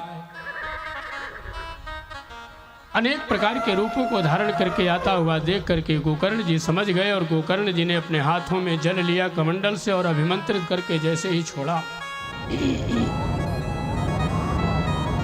जल छोड़ते ही वह प्रेत अपने निज रूप में आ गया, प्रेत रूप में प्रकट हो गया। धुंधुकारी प्रेत जो बना था वो धुंधुकारी के रूप में प्रकट होकर के गोकर्ण जी के चरणों में गिर पड़ा और कहा, भैया अहम भ्राता त्वदीयोऽस्मि धुंधुकारिति नामतः स्वकीयेनैव दोषेण ब्रह्मत्वं नासितं मया। कहता है मेरे भैया, मैं आपका भाई धुंधुकारी हूं। गोकर्ण जी ने कहा, तू मेरा भाई धुंधुकारी है, तू प्रेत हो गया? कहा, भैया मैंने अपने कर्मों से प्रेत योनि पाया है, आप मेरे प्रेतत्व से मुक्त होने का कोई उपाय करिए। गोकर्ण जी ने कहा, गया श्राद्ध सतेनापि मुक्तिर में न भविष्यति। क्या मैंने तुमको श्राद्ध किया और तुम कह रहे हो कि 100 गया श्राद्ध करने पर भी मुझ जैसे पापी प्रेत की मुक्ति नहीं हो सकती है? धुंधुकारी स्पष्ट शब्दों में कहा गोकर्ण जी से, भैया आपने गया में मेरे लिए एक श्राद्ध किया है, यदि आप 100 श्राद्ध भी करेंगे गया में तो भी मुझ जैसे पापी की मुक्ति नहीं होगी। बोले क्या करें? बोले मेरे मुक्ति का कोई दूसरा उपाय ढूंढिए। तब गोकर्ण जी महाराज कहते हैं, तुम जाओ और प्रातः कालीन जब सूर्य भगवान से पूछते हैं तो सूर्य भगवान भी कहते हैं, हे गोकर्ण, अपने भाई के प्रेत से मुक्त होने के लिए सप्ताहम वाचनम कुरु। 7 दिन तक तुम साप्ताहिक श्रीमद् भागवत की कथा सुनाओ, तुम्हारा प्रेत भाई मुक्त होकर के भगवत धाम चला जाएगा। बोल भागवत भगवान की जय। ये वो भागवत जी हैं, प्रेतत्व की मुक्ति के लिए 7 दिन तक गोकर्ण जी ने जब भागवत सुनाया तो जैसे ही 7वां दिन आया, 7वें दिन एक बांस की ग्रंथि से 7 ग्रंथियां फटी और उसमें से एक दिव्य प्रेत शंख चक्र गदा पद्म धारण किया हुआ प्रकट हो गया। बोल नारायण भगवान की जय।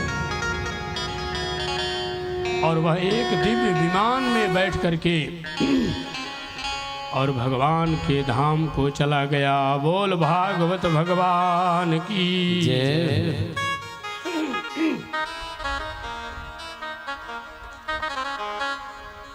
श्री सूत जी महाराज कहते हैं, शौनकादि ऋषियों, इतना महान प्रेत जब प्रेत योनि से मुक्त हो सकता है भागवत सुन करके, तो यदि कोई मनुष्य प्रेम पूर्वक भागवत जी की कथा सुने तो उसे जीवन में क्या नहीं प्राप्त हो जाएगा। ये कल्प रूपी वेद वृक्ष का फल है। इसको जितना ही पिया जाए उतना ही कल्याणकारी है। ये जन्माद्यस्य तोन्वयादि तरतश्चार्थे सुविज्ञस्वराट तेरे ब्रह्म हृदय आदि कवये मुह्यन्ति यत् सूरयः। ये भागवत जी किसी व्यक्ति के लिखे हुए नहीं हैं। सबसे पहले भागवत जी की कथा कौन सुना था? सबसे पहले भागवत जी की कथा बैकुंठ में भगवान नारायण ने लक्ष्मी जी को सुनाया था, और फिर वही कथा भगवान नारायण ने ब्रह्मा जी को सुनाया। ब्रह्मा जी ने वही भागवत जी की कथा अपने पुत्र सनक सनंदन सनातन सनत कुमारों को सुनाया, और सनक सनंदन सनत कुमारों ने वह भागवत जी की कथा श्री नारद जी को सुनाया, और नारद जी ने वही श्रीमद् भागवत कथा व्यास जी को सुनाया, और व्यास जी ने वही श्रीमद् भागवत कथा को लिख करके और सुखदेव जी को सुनाया, और सुखदेव जी ने इस श्रीमद् भागवत कथा को सबसे पहले पृथ्वी पर सुकताल में राजा परीक्षित को सुनाया, और परीक्षित जी के बाद अनेकों नेक भक्तों में कथा सुनने वालों में हम भी सौभाग्यशाली हैं, जिन लोगों को सौभाग्य से आज यह भागवत कथा सुनने का सौभाग्य प्राप्त हुआ है। कि भागवत जी की कथा किसी व्यक्ति की लिखी हुई नहीं है। इसमें 18,000 श्लोक हैं, 365 अध्याय हैं, 12 स्कंद है, और भगवान के अनंत अवतारों की कथा है। भगवान का कोई अवतार नहीं है जिसकी कथा भागवत जी में न हो। इसीलिए कहते हैं कि जन्माद्यस्य यतोन्वयादि तरतः चार्थे स्वविज्ञः स्वराट् तेने ब्रह्म हृदय आदि कवये मुह्यन्ति यत् सूरयः। तेजो वारि मृदां यथा विनिमयो यत्र त्रिसर्गो मृषां धाम्ना स्वेन सदा निरस्तकुहकं सत्यं परम धीमहि। अच्छा, एक बात है, आप लोग मछली पकड़ने वाला वो चीज देखे हैं जिसमें मछली घुस जाती है लेकिन निकल नहीं पाती है। मछली पकड़ने वाला एक यंत्र बनाया जाता है जिसमें पानी के वेग में मछली समा तो जाती है, लेकिन लाख प्रयत्न कर ले लेकिन निकलने का संभव नहीं है। ये भागवत जी वही सिस्टम है, समझ लेना। कहते हैं सद्यो हृदय अवरुद्ध तेत्र कृतभिः शुश्रूषुभिस्तत्क्षणात्। जिस प्रकार मछली पकड़ने वाले यंत्र में मछली समा तो जाती है परंतु निकल नहीं पाती है, ऐसे ही भागवत सुनने वाले भक्त के हृदय में परमात्मा प्रेम से समा तो जाते हैं, लेकिन लाख प्रयत्न करने के बाद भी भगवान को भी अपनी भगवत्ता भूल जानी पड़ती है और अपने भक्त के किए हुए आधार पर चलना पड़ता है। उसके हृदय में भगवान निवास करते हैं। मछली तभी निकलेगी जब निकालने वाला कोई आएगा तब निकलेगी। ऐसे ही भगवान का भक्त जब भगवान को भागवत कथा सुन करके अपने हृदय में प्रवेश करा लेगा तो तब परमात्मा निकलेंगे, जब भक्त चाहेगा। इसलिए भगवान कहते हैं कि अहम भक्त पराधीनो यह स्वतंत्र इव द्विजा, मैं भक्तों के अधीन हूं। और भगवान को भक्तों ने न जाने क्या क्या किया है महाराज। आज आप जो ग्वाल लोग यहाँ बैठे हैं, आप लोग जो आप ही के वंशज में पूर्वजों ने इतना इतना माखन दे करके गोविंद को नाच नचाई है, नाच। गोविंद कहते हैं भाभी मुझे माखन दो दो, कहती है नहीं नहीं पहले नाचेगा तब तुझे माखन दूंगी। और नाच लेते हैं तब कहते हैं अब तो माखन दे दे भाभी, बोले अभी नहीं अब थोड़ी और नाचेगा तब दूंगी। रस खान जी कहते हैं कि शेष गणेश महेश दिनेश सुरेश हूँ जाई निरंतर ध्यावे, जाहि अनादि अनंत अखंड अछेद अभेद सुवेद बतावे। और नारद से सुख व्यास रचे पची, हार तऊ पुनि पार न पावे। ताहि अहीर की छो हरिया, छछिया भरी छाछ पे नाच नचावे।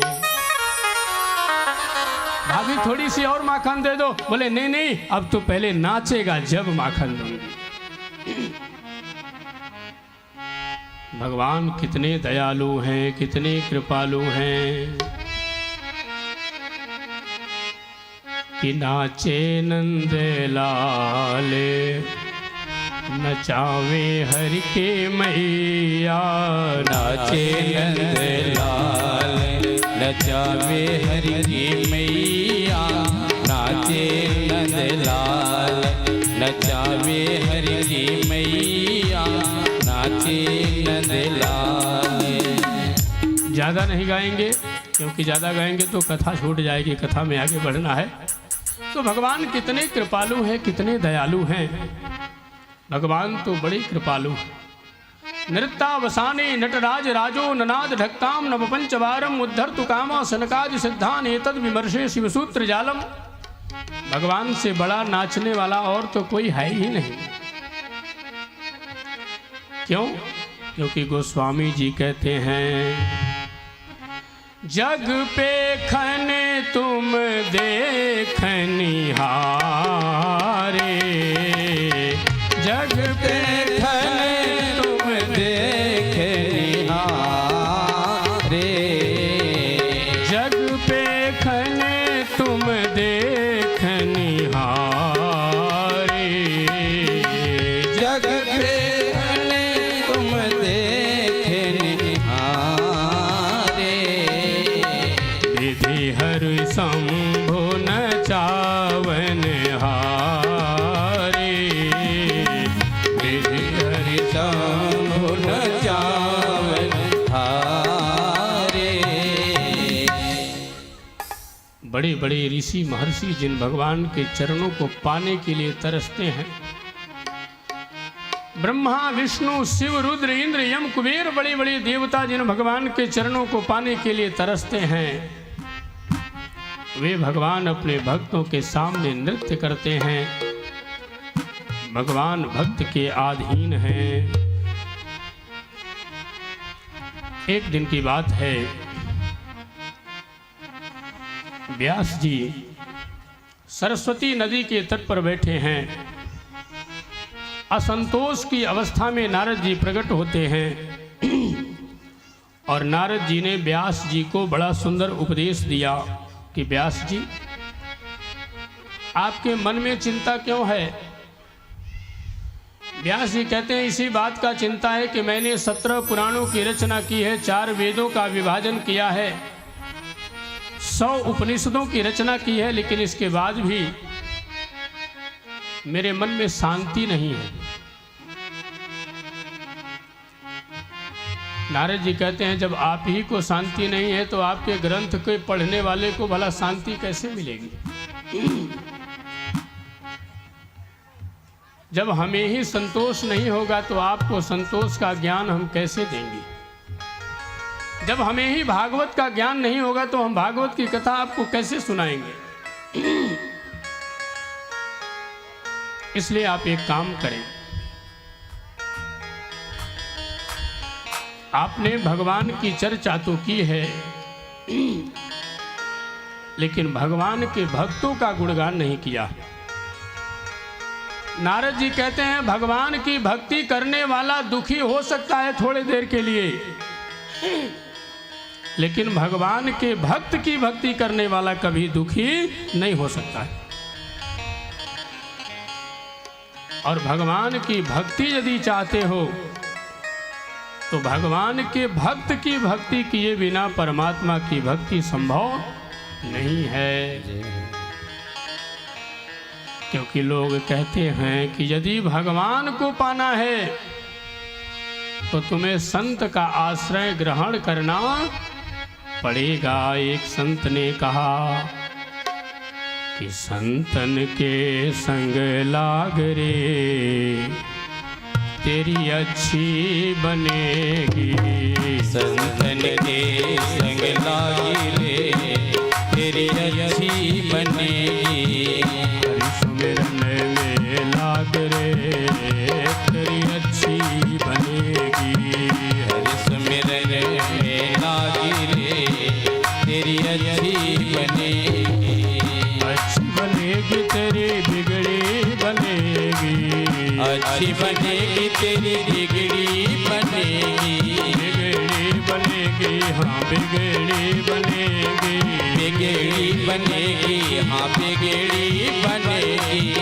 अच्छी बनेगी तेरी बिगड़ी बनेगी। अच्छी बनेगी तेरी बिगड़ी बनेगी। हरि सुमिरन में लाग रे तेरी अच्छी बनेगी। हरि सुमिरन में लागी रे तेरी अच्छी बनेगी। संतन के संग लाग रे तेरी अच्छी बनेगी। हरि सुमिरन में लागी रे तेरी अच्छी बनेगी।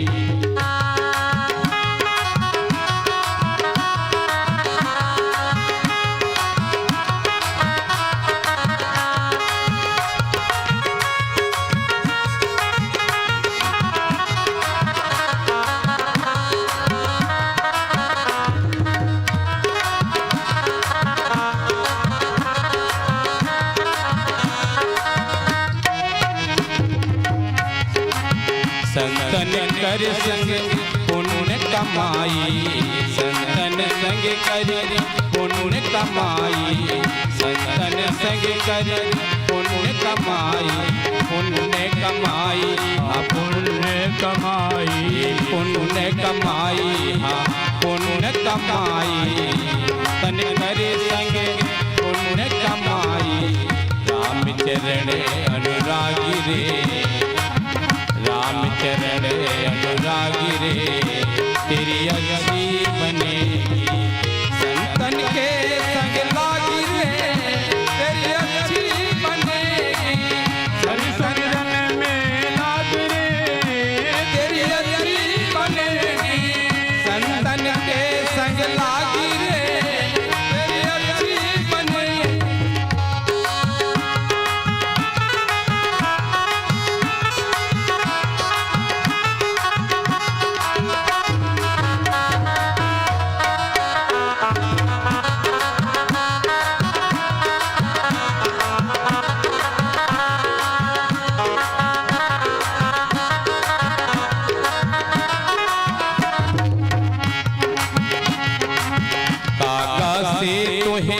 हंस करेंगे। कागा से तोहे हंस करेंगे। कागा से तोहे हंस करेंगे। कागा से तोहे हंस करेंगे। हंस करेंगे।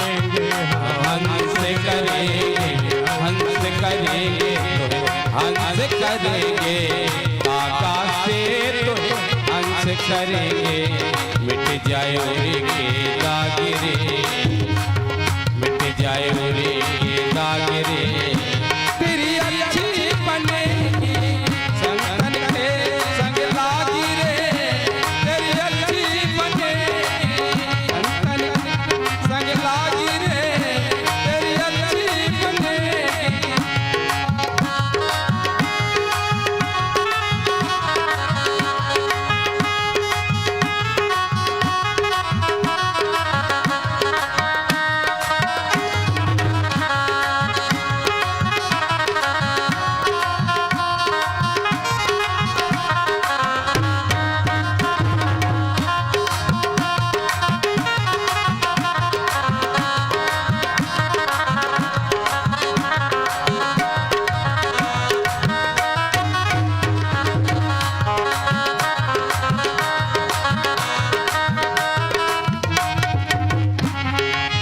ध्रुव की बन गई प्रहलादी,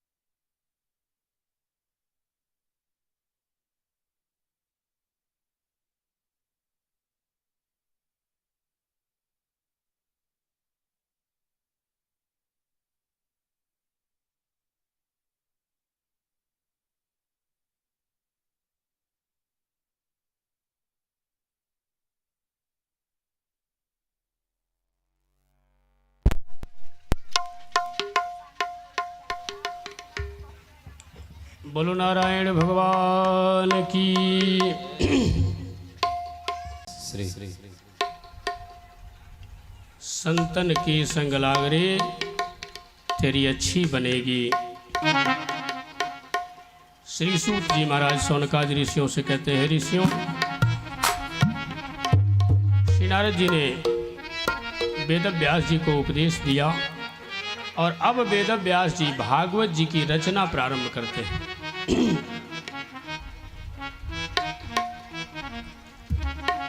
इधर भागवत जी में सबसे पहला प्रसंग प्रारंभ करते हैं।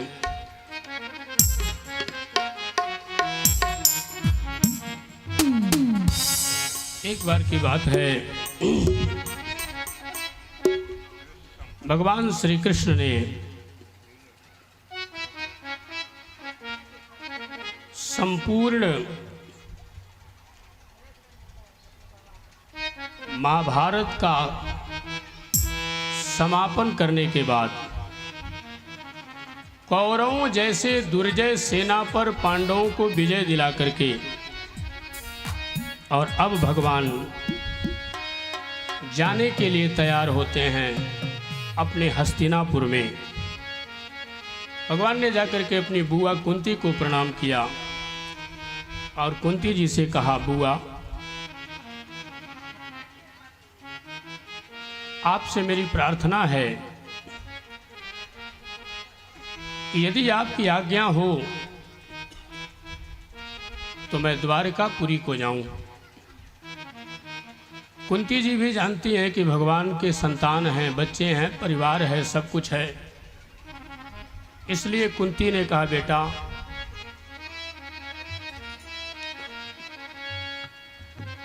मैं जानती हूं कि आपको जाना अनिवार्य है, क्योंकि आप इतने दिनों से रह करके हम लोगों का साथ दे करके कौरवों पर विजय प्राप्त कराए। अब आपका भी परिवार, आपके बच्चे आपकी प्रतीक्षा करते होंगे, इसलिए आप जाओ। और जब भगवान कुंती जी को प्रणाम करके जाने लगे तो भगवान ने कुंती जी से एक बड़ी अच्छी बात कही। भगवान ने कहा, कुंती बुआ आप मांगो, क्या मांगना चाहती हो? आप जो मांगोगी वो मैं आपको दे के जाऊंगा। भगवान अगर हम लोगों के सामने आ जाएं और कहें मांगो क्या मांगना चाहते हो, तो क्या मांगोगे? धन मांगोगे ना? कोई बेटा मांगेगा, कोई पति मांगेगा, कोई पत्नी मांगेगा, कोई संपत्ति मांगेगा, न जाने दुनिया के कितने कितने वैभव लोग मांगेंगे। कोई ऐसा नहीं होगा जो सुख और समृद्धि की वस्तु की याचना न करे।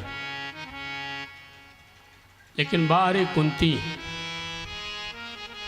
कुंती से जब भगवान ने कहा कि बुआ मांगो, आप क्या मांगना चाहती हो, तब कुंती जी ने भगवान से कहा, प्रभु यदि आप मुझे देना चाहते हो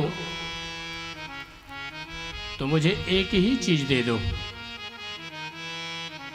मुझे विपत्ति चाहिए। यदि दे सको तो मुझे विपत्ति दे दो, मुझे दुनिया की संपत्ति नहीं चाहिए। और जब कुंती ने विपत्ति मांगा, भगवान ने हाथ जोड़ करके कहा, बुआ आप इतनी बड़ी चीज विपत्ति मांग रही हो? दुनिया के लोग तो संपत्ति मांगते हैं और आप मुझसे विपत्ति मांग रही हो। जब आपकी युवावस्था थी तब आपके पति मृत्यु को प्राप्त हो गए, क्या वो आपकी विपत्ति नहीं थी? लाक्षा भवन में आग लगा करके आपके पुत्रों को मार देने का प्रयास किया गया, क्या वो विपत्ति नहीं थी? भीमसेन को जहर में लड्डू में जहर दे दिया गया, क्या वो विपत्ति नहीं थी? 12 वर्षों के लिए अज्ञातवास में भेज दिया गया घर से निकाल के, क्या वो विपत्ति नहीं थी?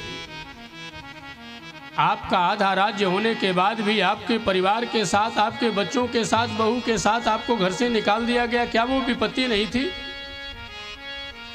इतनी महान महान विपत्तियों को झेलने के बाद भी आप मुझसे विपत्ति मांगती हो। कुंती जी कहती हैं, गोविंद वायलन। कुंती जी ने कहा, गोविंद मैंने आपसे विपत्ति नहीं, मैंने तो आपसे ये संपत्ति मांगी है। यदि आपने मुझे इतनी बड़ी विपत्ति नहीं दी होती तो शायद गोविंद आप जैसी संपत्ति मुझे जीवन में कहाँ मिल पाती। ये तो आपने कृपा किया था, जो संसार की विपत्ति मुझे दिया था, और संसार की विपत्ति का मान मर्दन करने के लिए मुझे मेरे जीवन में गोविंद रूपी संपत्ति मिल गई। इससे बड़ा मेरा और सौभाग्य क्या होगा। इसलिए मेरे नाथ, अब तो मुझे संसार की संपत्ति नहीं, मुझे तो संसार रूपी संपत्ति नहीं, संसार रूपी विपत्ति चाहिए, जिसका समाधान करने के लिए गोविंद रूपी संपत्ति मेरे पास नहीं। और वास्तव में संसार में संपत्ति वाले लोगों को भजन करने का समय कहाँ?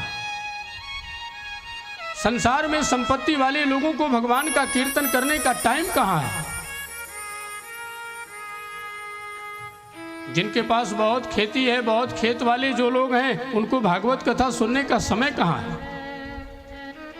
किसी का मक्का खराब हो रहा है, किसी का गेहूं खराब हो रहा है, किसी का धान खराब हो रहा है, किसी का बाजरा खराब हो रहा है, किसी का ज्वार खराब हो रहा है, तो वो सिमटने में लगे हैं, वो भागवत कहाँ सुन सकते हैं? कुंती जी ने कहा, गोविंद मुझे तो विपत्ति चाहिए, मुझे संपत्ति नहीं चाहिए। और ऐ दुनिया वालों, जिस दुनिया की संपत्ति को तुम संपत्ति समझते हो अभागों, वह संपत्ति जब तुम्हारे पास आती है तो गोविंद रूपी संपत्ति तुमसे दूर हो जाती है। और यदि गोविंद रूपी संपत्ति चाहिए तो संसार रूपी विपत्ति तुम्हें स्वीकार करना पड़ेगा। संसार में विपत्ति ही है जो गोविंद रूपी संपत्ति को मिला सकती है। भगवान संपत्ति वालों को नहीं मिलते हैं, भगवान तो विपत्ति वालों को मिलते हैं। और यदि संपत्ति वालों को मिलते परमात्मा, तो रावण के पास कोई वैभव की कमी थी क्या? कंस के पास कोई वैभव की कमी थी क्या? हिरण्याक्ष और हिरण्यकशिपु के पास कोई वैभव की कमी थी क्या? लेकिन भगवान हिरण्याक्ष और हिरण्यकशिपु को नहीं मिलते हैं, भगवान प्रहलाद को मिलते हैं। रावण संपत्तियों का राजा है, लेकिन रावण को नहीं मिलते हैं, एक दरिद्र विभीषण को मिलते हैं। भगवान यदि संपत्ति वालों को मिलते तो एक मांस खाने वाले जटायु को भगवान नहीं मिलते। भगवान में न कोई जाति का भेद है, न परमात्मा में कोई पाति का भेद है, न भगवान में बड़े का भेद है, न भगवान में कोई छोटे का भेद है। प्रभु को तो एक ही चाहिए। भगवान कहते हैं मुझे पाने के लिए केवल तुम्हें अपने मन को निर्मल करना पड़ेगा और मेरी शरण में आना पड़ेगा, क्योंकि निर्मल मन जन सो मोहि पावा। निर्मल मन जन सो मोहि पावा। मोहि कपट छल छिद्र न भावा। मोहि कपट छल छिद्र न भावा। भगवान कहते हैं निर्मल मन करो, और जब मन निर्मल हो जाएगा, इनका तबला थोड़ा सही कर दो, बेस कम कर दो इनका। तबले में बेस बहुत ज़्यादा है, कम कर दीजिए, साउंड भी कम कर दीजिए तबले का।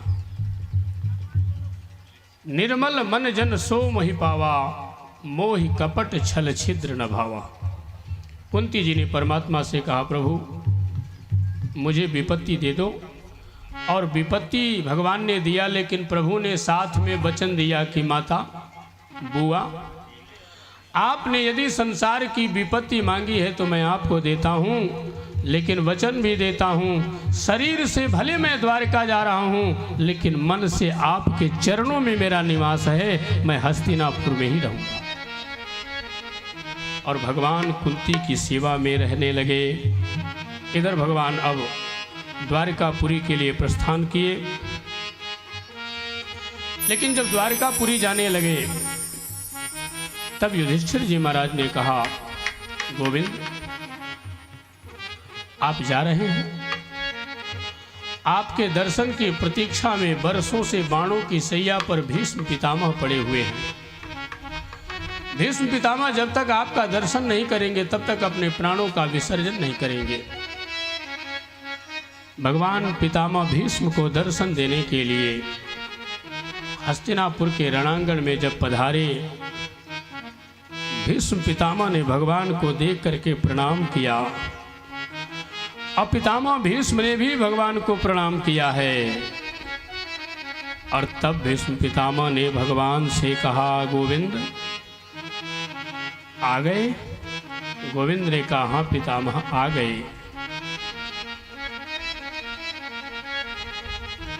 पितामह से भगवान कहते हैं मैं आपको दर्शन देने के लिए आया हूं। पितामह ने भगवान से कहा गोविंद आप दर्शन देने आए, लेकिन जिस रूप में आप दर्शन देने आए हो उस रूप का दर्शन मुझे नहीं चाहिए। मैं जिस रूप का दर्शन करना चाहूं उस रूप में आपको प्रकट होना पड़ेगा। भगवान ने कहा पितामह आपको किस रूप का दर्शन करना है? भीष्म पितामह कहते हैं गोविंद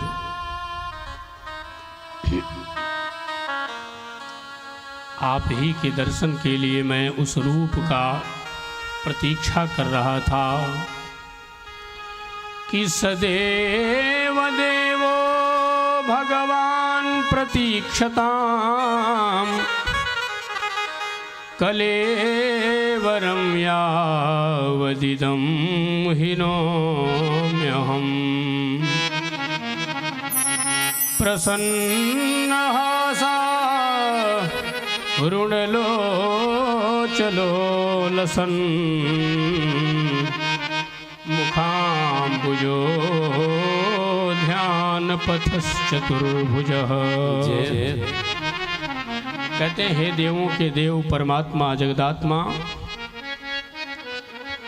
इस कलेवर का मैं त्याग तभी करूंगा जब आपका दर्शन करूंगा, और आपके इस रूप का दर्शन मैं नहीं करूंगा, क्योंकि आपके इस रूप का दर्शन तो मैंने अनेकों बार रणांगण में किया है। अब तो मुझे एक रूप का दर्शन करना है कि मुखाम्बुजो ध्यान पथश्चतुर्भुज। कहते हैं आप मंद मंद मुस्कुराते हुए शंख चक्र गदा पद्म धारण करके भगवान नारायण बन करके प्रकट हुए। वह मुझे नारायण रूप का दर्शन करके कृतकृत्य होना है प्रभु, इस रूप का दर्शन नहीं करना। और जैसे ही पितामह भीष्म की इस वाणी को सुना, भगवान चतुर्भुज नारायण रूप में प्रकट हो गए। बोल चतुर्भुज नारायण भगवान की जय। भगवान चतुर्भुज नारायण रूप में प्रकट हुए और भीष्म पितामह ने भगवान का दर्शन करते करते करते अपने शरीर से, अपने ब्रह्मरंध्र से एक दिव्य ज्योति प्रकट किया, और वह दिव्य ज्योति प्रकट होकर के भगवान के चरणों में समाहित हुई और भीष्म पितामह का प्राणांत हो गया। बोल भीष्म पितामह जी महाराज की जय हो। पितामह भीष्म का शरीर छूटा, परीक्षित का जन्म होता है और विदुर से उपदेश लेकर के अनेक प्रकार के कथाओं को श्रवण करते हुए कलयुग का दमन। परीक्षित के जन्म के बाद, परीक्षित के जन्म की बड़ी विशेषता है, थोड़ा सा प्रकाश डालूंगा, समय बहुत कम है। जिन परीक्षित की कथा हम लोग सुनते हैं, वे परीक्षित जी अपनी माता के गर्भ में नष्ट हो चुके थे।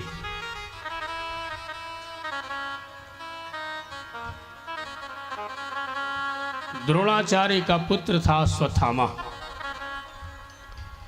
अश्वत्थामा ने ब्रह्मास्त्र चला करके द्रौपदी के गर्भ को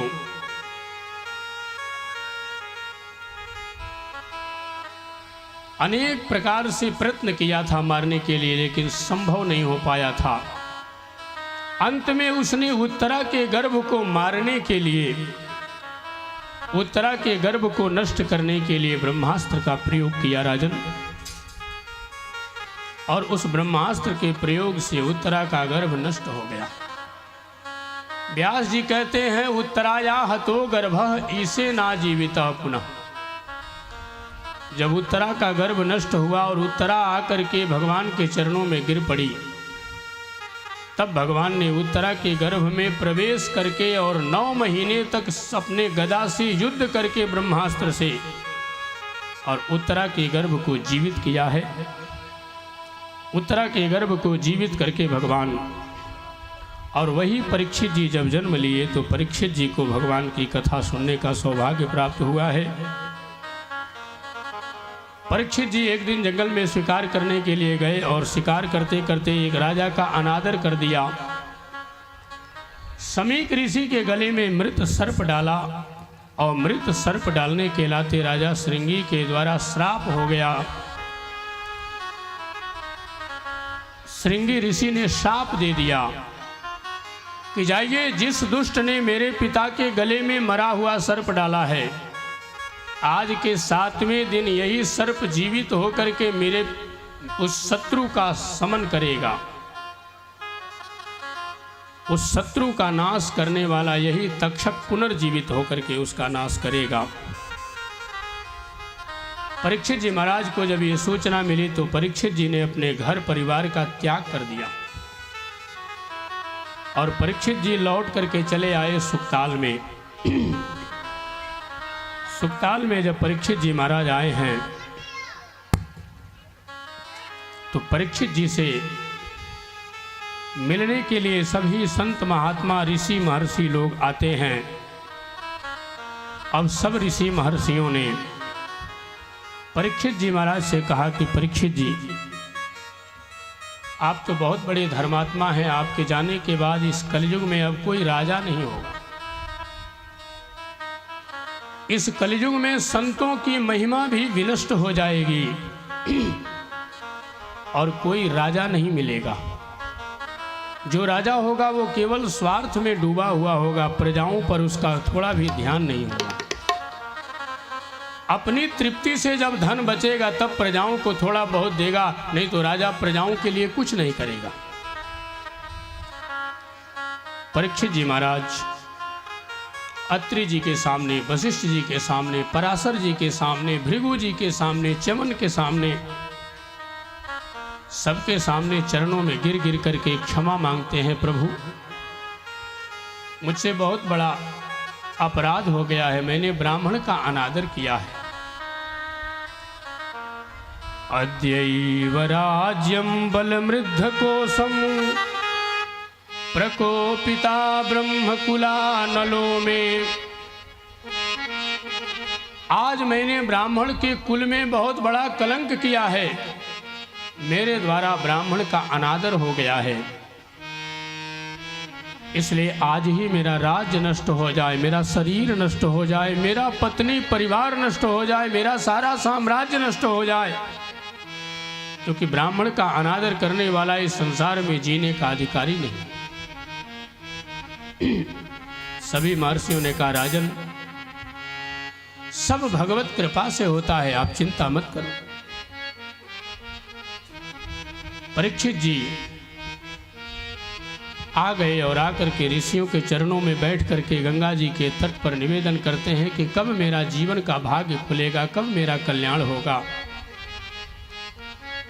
जिससे पूछते हैं कि मेरा उद्धार कैसे होगा, वही कहता है समय की प्रतीक्षा करो, समय आएगा आपका उद्धार हो जाएगा। इतने में देखा कि 16 वर्ष का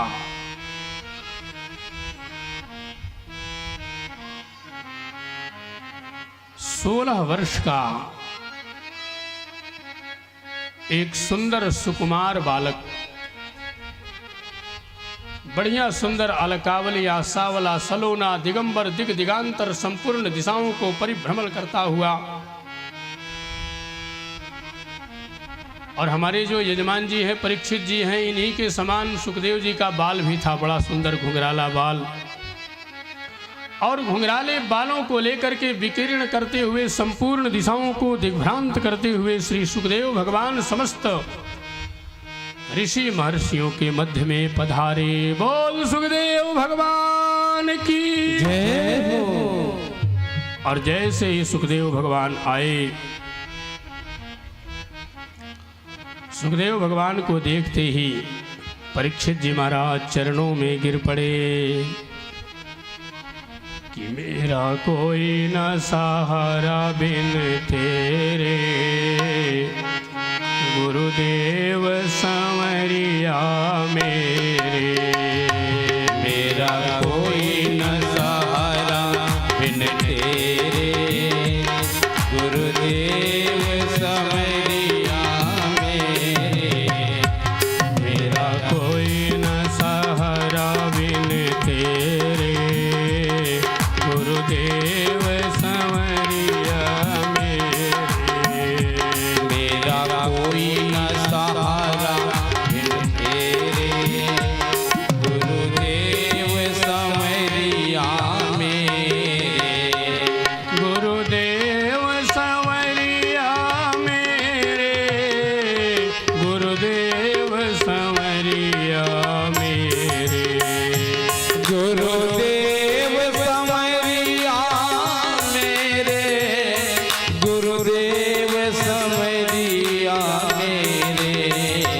मेरा कोई न सहारा बिन तेरे, गुरुदेव संवरिया मेरे।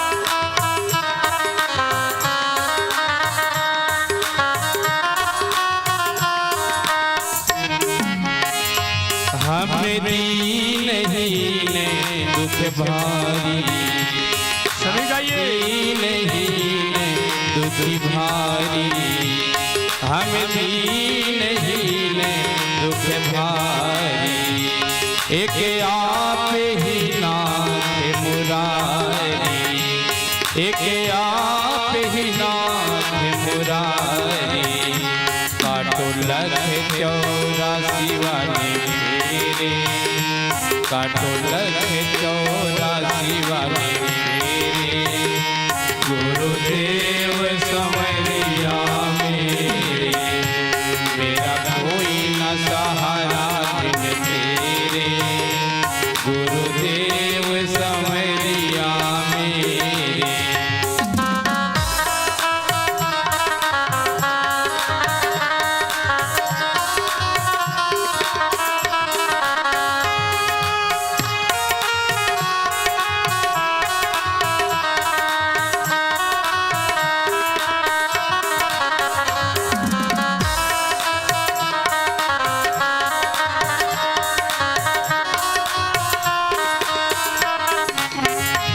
तुम दीन बंधु हितकारी, तुम दीन बंधु हितकारी, हमें आए शरण तिहारी, हमें आए शरण तिहारी, काटो जन्म मरण के फेरे, काटो जन्म मरण के फेरे, गुरुदेव समरिया मेरे, मेरा कोई न सहारा बिन तेरे, गुरुदेव समरिया मेरे, गुरुदेव समरिया मेरे, गुरुदेव समरिया मेरे, मेरा कोई न सहारा बिन तेरे, गुरुदेव समरिया मेरे,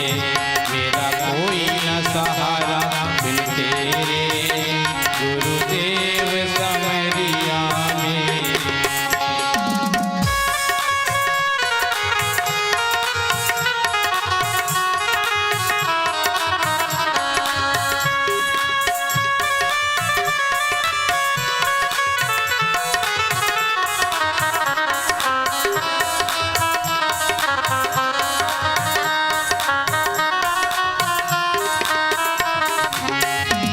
बिन रैन चैन नहीं आए, बिन रैन चैन नहीं आए, एक तेरी याद सताए, एक तेरी याद सताए, तेरे चरणों में हो मेरे डेरे, तेरे चरणों में हो मेरे डेरे, गुरुदेव समरिया मेरे, मेरा कोई न सहारा बिन तेरे, गुरुदेव समरिया मेरे, मेरा कोई न सहारा बिन तेरे, गुरुदेव समरिया मेरे, गुरुदेव समरिया मेरे, गुरुदेव समरिया मेरे, मेरा कोई न सहारा बिन तेरे, गुरुदेव समरिया मेरे, मेरा कोई न सहारा बिन तेरे, गुरुदेव समरिया मेरे, गुरुदेव समरिया मेरे, गुरुदेव समरिया, गुरुदेव समरिया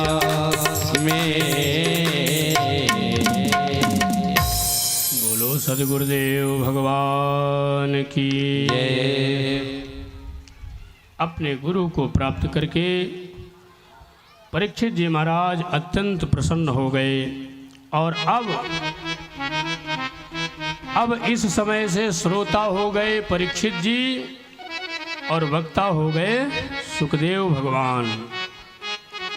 सुखदेव भगवान के सामने परीक्षित जी चरणों में बैठ करके कहते हैं, हे गुरुदेव, अब कृपा करके मुझे आप ये बताएं, म्रियमाण पुरुष को क्या करना चाहिए? मैं मरने वाला हूं, आज के 7वें दिन मेरी मृत्यु हो जाएगी।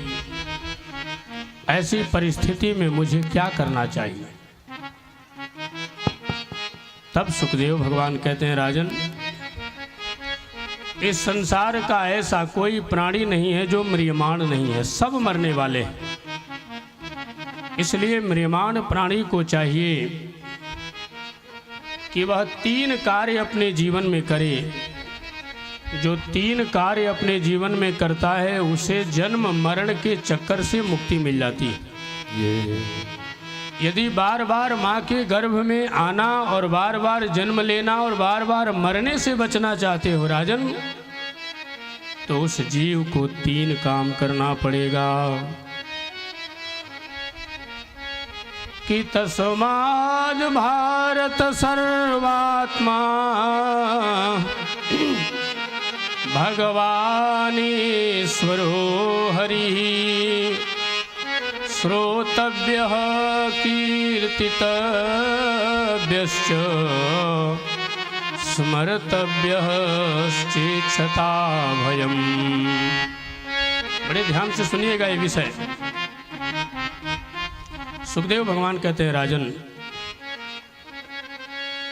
जीव के जीवन में पहला कार्य है श्रोतव्य।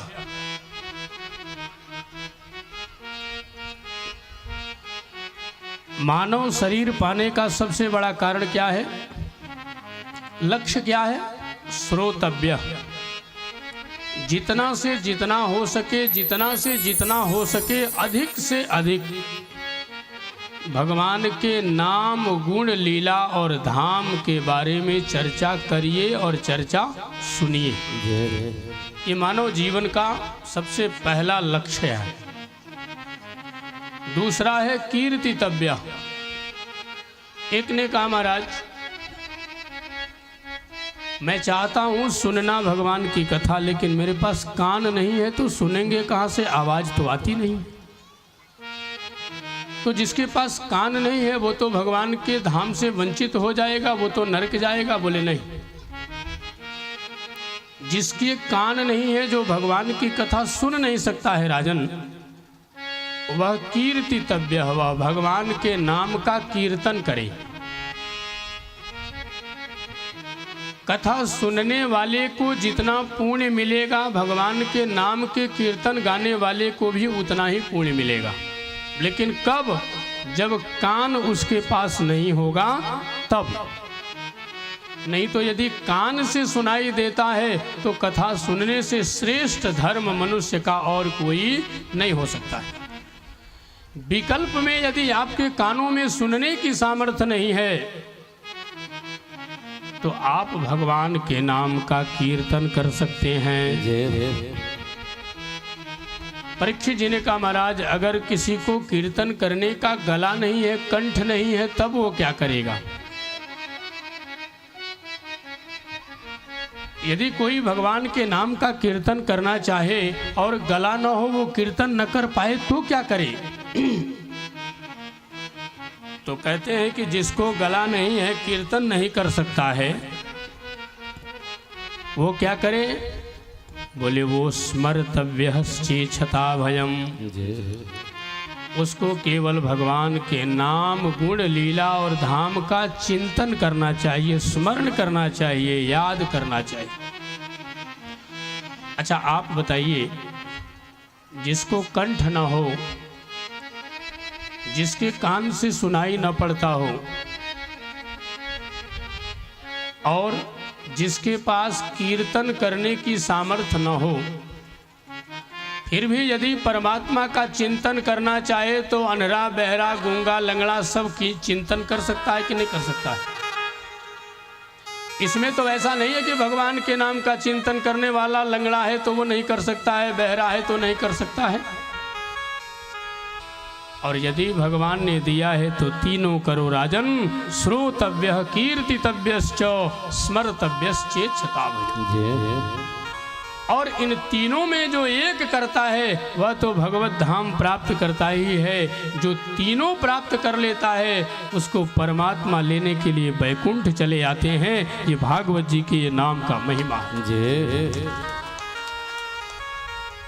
श्रवण कीर्तन और चिंतन जो करता है परमात्मा स्वयं बैकुंठ से आकर के उसे सम्मान पूर्वक बैकुंठ ले जाते हैं। इसलिए हे राजन, अब मैं तुम्हें भगवान की महिमा का वर्णन सुनाता हूं, ध्यान पूर्वक सुनो। एक बार की बात है, भगवान नारायण क्षीर सागर में शयन कर रहे थे। भगवान बड़े विराट हैं। भगवान क्षीर सागर में शेष की सैया पर शयन कर रहे थे और भगवती लक्ष्मी भगवान का पाद संवाहन कर रही थी, चरण दबा रही थी भगवान का। इतने में भगवान के मन में विचार आया कि एको हम बहुत श्यामा। प्रभु ने कहा कि अकेले रहना अच्छी बात नहीं है, हम गृहस्थ आश्रम में हैं, पत्नी है तो संतान भी होना चाहिए और बाल बच्चे होने चाहिए। परमात्मा के मन में ये विचार आया और राजन, प्रभु का विचार ही संकल्प है। भगवान जो सोच लेते हैं वह पूर्ण हो जाता है। और यही तो भगवान और भगवान के भक्त में विशेषता है कि भगवान जो सोच लेते हैं वह तुरंत पूर्ण हो जाता है और भगवान का भक्त जो ठान लेता है परमात्मा भी उसे पूर्ण कर देते हैं। यही भगवान और भगवान के भक्त की विशेषता। यदि भगवत भरोसे आप कुछ ठान लेंगे तो आपका काम कभी अधूरा रहने वाला नहीं, परंतु ये मन में निश्चय करना कि करने वाला परमात्मा है, हम कुछ नहीं। अहमेवासमेवाग्रे नान यद यद सद सत्परम पश्चादहम यदि तच्च योग शिष्येत सोस्म्यहम्। भगवान ने कहा मैं ही अकेले दिखाई दे रहा हूँ, सृष्टि का विस्तार होना चाहिए। और देखते ही देखते भगवान के नाभि से एक बहुत बड़ा कमल का नाल प्रकट हो गया और वह कमल बढ़ते बढ़ते बढ़ते बढ़ते बढ़ते बढ़ते आकाश मंडल की ओर गया। और ज्यों ज्यों ऊपर जाता है कमल, त्यों त्यों कमल की पंखुड़ियां खिलते जाती हैं। और जब बहुत दूर गया तो 8 पंखुड़ियों वाला कमल खुला और उसी में 4 मुख वाले ब्रह्मा जी महाराज प्रकट हो गए। बोल ब्रह्मा जी महाराज की जय। अब जब ब्रह्मा जी प्रकट हुए तो ब्रह्मा जी ने नीचे देखा तो पृथ्वी कहीं तिल भर भी नहीं थी, सारा जल ही जल था। आज भी विज्ञान कहता है कि 3 हिस्सा जल है और 1 ही हिस्सा पृथ्वी है। और आप लोग तो बड़े भाग्यशाली हैं महाराज, हम तो देखते हैं तो आश्चर्य होता है कि आप लोग चारों तरफ गंगा की गोदी में समाये हुए हैं और फिर भी सारी व्यवस्था इतना टंच बढ़िया फर्स्ट क्लास के मस्त रहने वाले लोग, कितना आनंद है। हम लोग तो शहरों में रह करके वो आनंद नहीं मिलता है जो आपके यहाँ मिल रहा है ये आनंद। और देखने में कितना रमणीय जगह है, बड़ा आनंदमय जगह है आपका ये। आप लोग धन्य हैं महाराज जो ऐसे जगह में रहते हो आप लोग। और हमारे यहाँ का फसल तो कभी ऐसा हो ही नहीं सकता है जैसा फसल आपके यहाँ हो रहा है। हजारों हजारों एकड़ में मैं देख रहा हूँ केवल मक्का ही मक्का लगा हुआ है। जहाँ देखूं आंखें जहाँ तक जाती हैं मक्का ही मक्का दिखता है। और कोसी के क्षेत्र में तो मैं सीमांचल में आज 14-15 वर्षों से आता हूँ और हमें नहीं लगता है कि आपके कोसी क्षेत्र का कोई राजनेता या कोई महात्मा या कोई महंत या कोई वैसा थोड़ा ढंग का हो जो न जानता हो। लेकिन पहली बार यहाँ आया हूँ जो इतना नदी पार करके और इतने टूटे फूटे रोडों में आया। लेकिन अब विकास यहाँ भी चल दिया है, विकास यहाँ भी हो रहा है। विकास की गति थोड़ी कम है। मैं ये बात इसलिए बोला कि यहाँ के विधायक आदि लोग मेरी आवाज़ यदि सुनेंगे तो भी आपके यहाँ के विधायक लोग जानते हैं, सभी लोग हमारे सोनबरसा राजा वगैरह जो सोनबरसा के विधायक रत्नेश सादा वगैरह, रमेश ऋषिदेव जी तो जब विधायक थे तो हमारी कथा सुनने आया करते थे। बड़ा स्नेह करते हैं ये लोग। और मुरहो का आपके सीमांचल का सबसे वीआईपी परिवार मुरहो स्टेट है। बहुत लोग मेरे शिष्य हैं उसमें, और मैंने 4-5 कथाएं मुरहो में की है।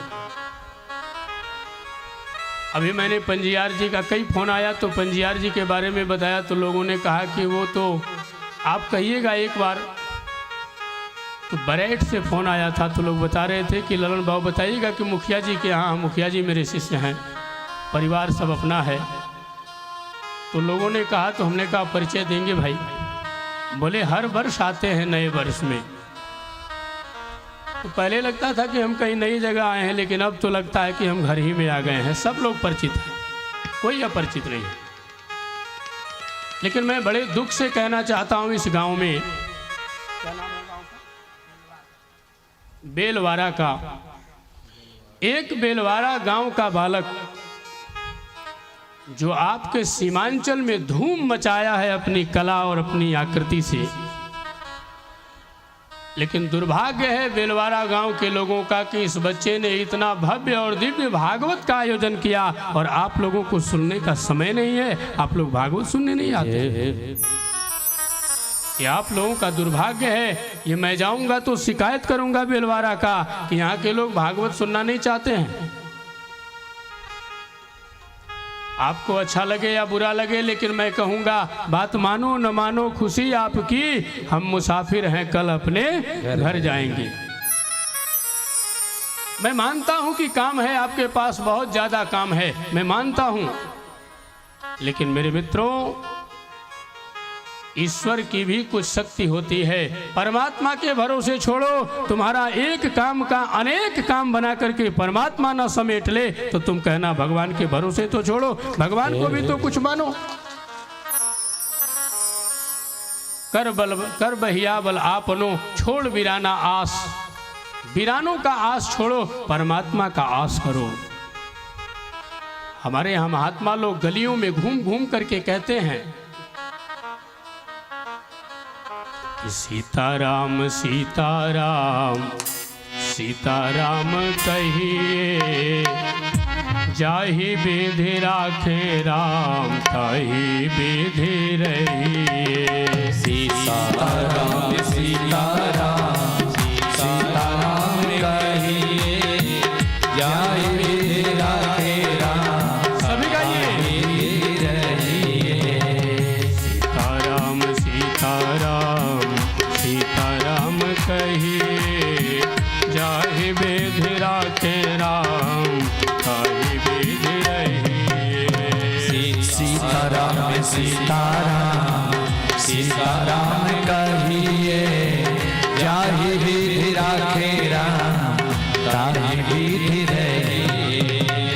मुख में हो राम नाम, राम सेवा हाथ में।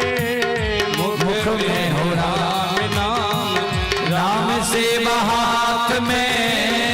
मुख में हो राम नाम, राम सेवा हाथ में। मुख में जय हो हाथ करके, राम सेवा हाथ में। तू अकेला नहीं प्यारे राम तेरे साथ में। ओ तू अकेला नहीं प्यारे राम तेरे साथ में। तू अकेला नहीं प्यारे राम तेरे साथ में। तू अकेला नहीं प्यारे राम तेरे साथ में। विधि का विधान ज्ञान हानि लाभ सही। विधि का विधान ज्ञान हानि लाभ सही। जाहि विधि राखे राम ताहि विधि रहिए। जाहि विधि राखे राम ताहि विधि रहिए। सीताराम सीताराम जय हो जाहि विधि राखे राम ताहि विधि रहिए। सीताराम सीताराम सीताराम कहिए, जाहि विधि राखे राम ताहि विधि रहिए। दोनों हाथ ऊपर करके जय हो।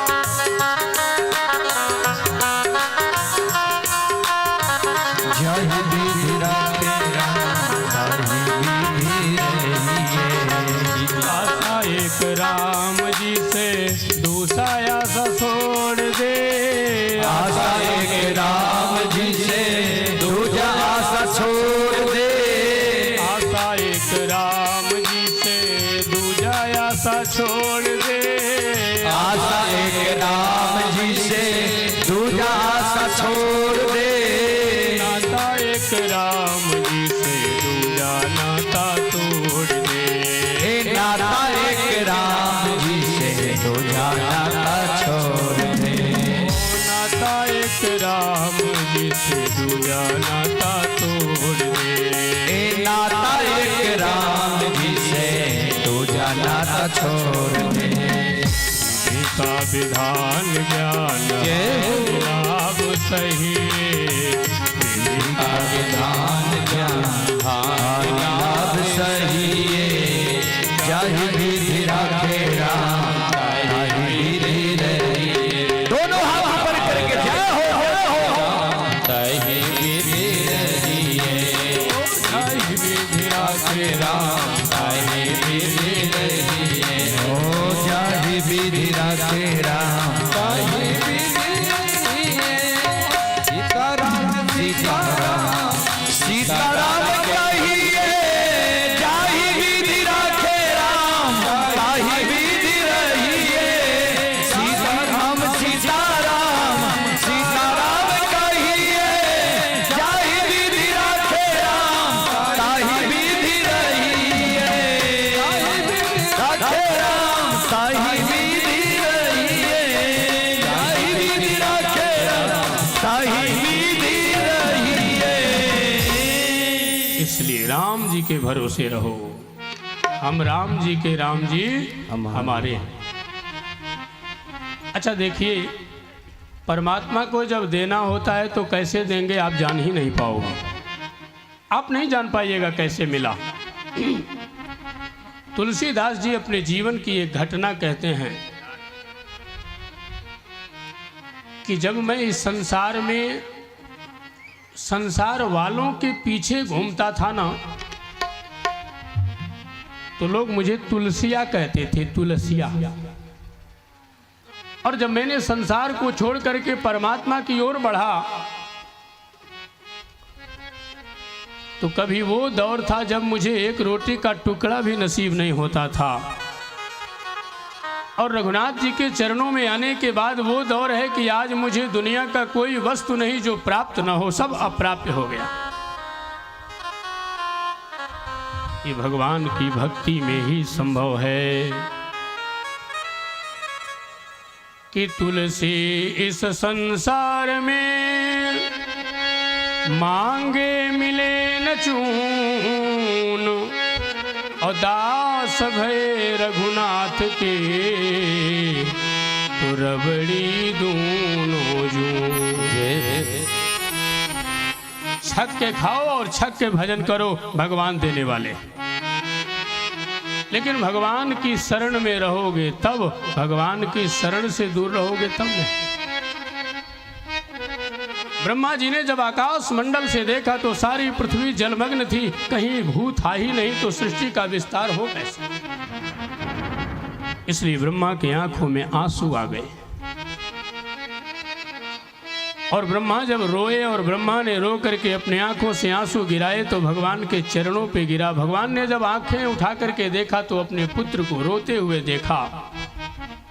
भगवान ने ब्रह्मा से तुरंत पूछा, क्यों रो रहे हो, क्या बात है। ब्रह्मा जी ने कहा कि क्या हम, मैं कौन हूं। मैं ये जानना चाहता हूं कि मैं कौन हूं, मैं किस लिए आया हूं, मेरे आने का प्रयोजन क्या है, व्हाट इज रीजन। भगवान मुस्कुराने लगे और ब्रह्मा जी के उस प्रेम को देख करके भगवान के आंसू निकल पड़े।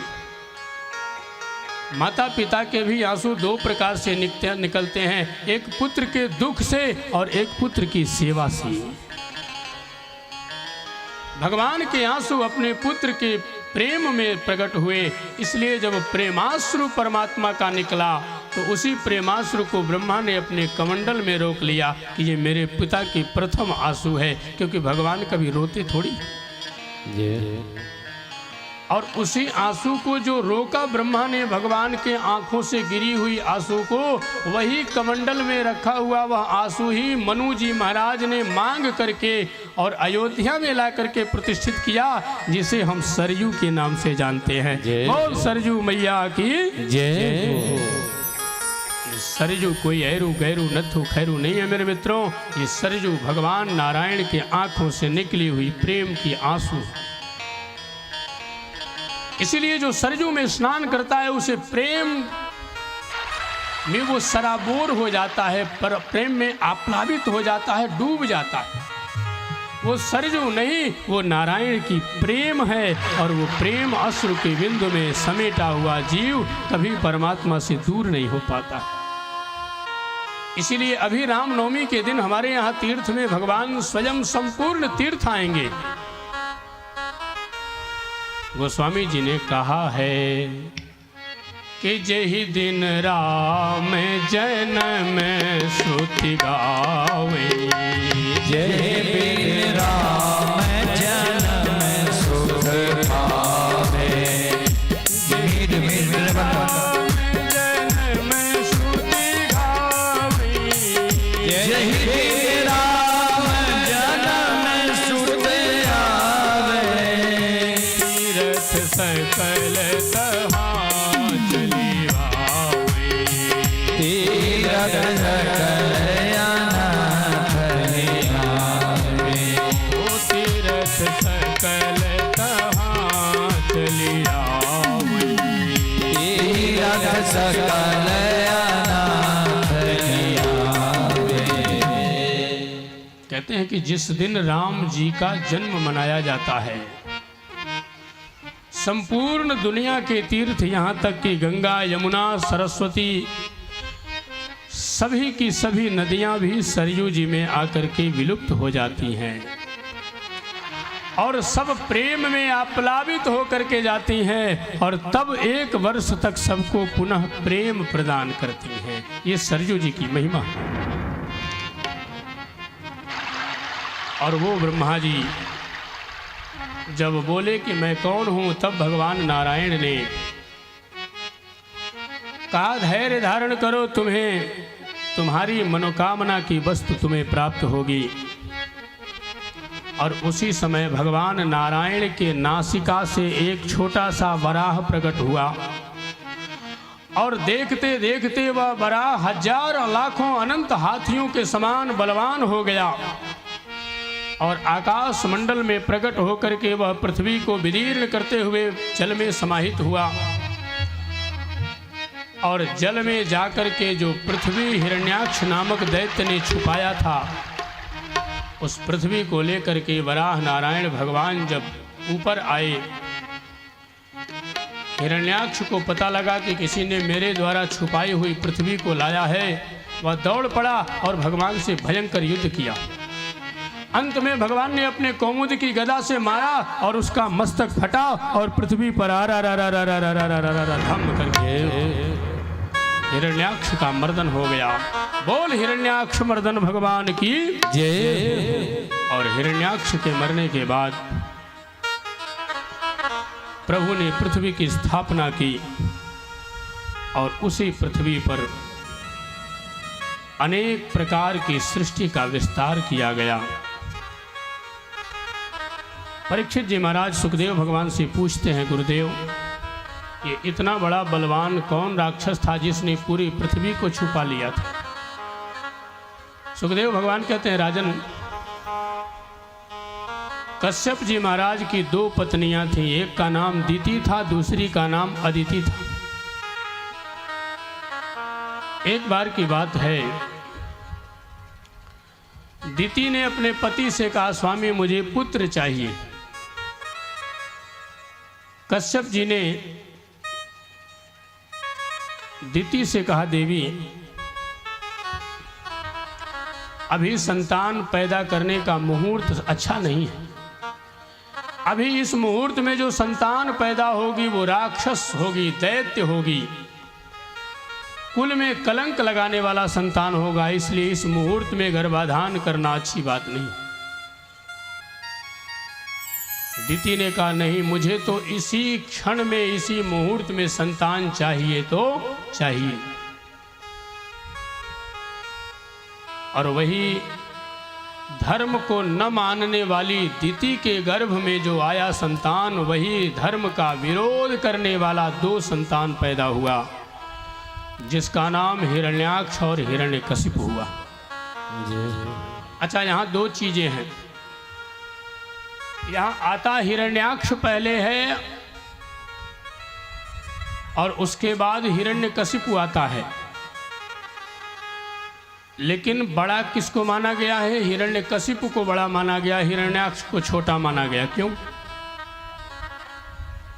ये गांव देहात में समझने वाली बात है। जिन माताओं को दो बच्चा एक साथ पैदा होता है, तो जो पहले पैदा होता है उसको लोग क्या कहते हैं? ये बड़ा वाला है। और जो बाद में पैदा होता है ओकरा की कहे छो? छोटका छो।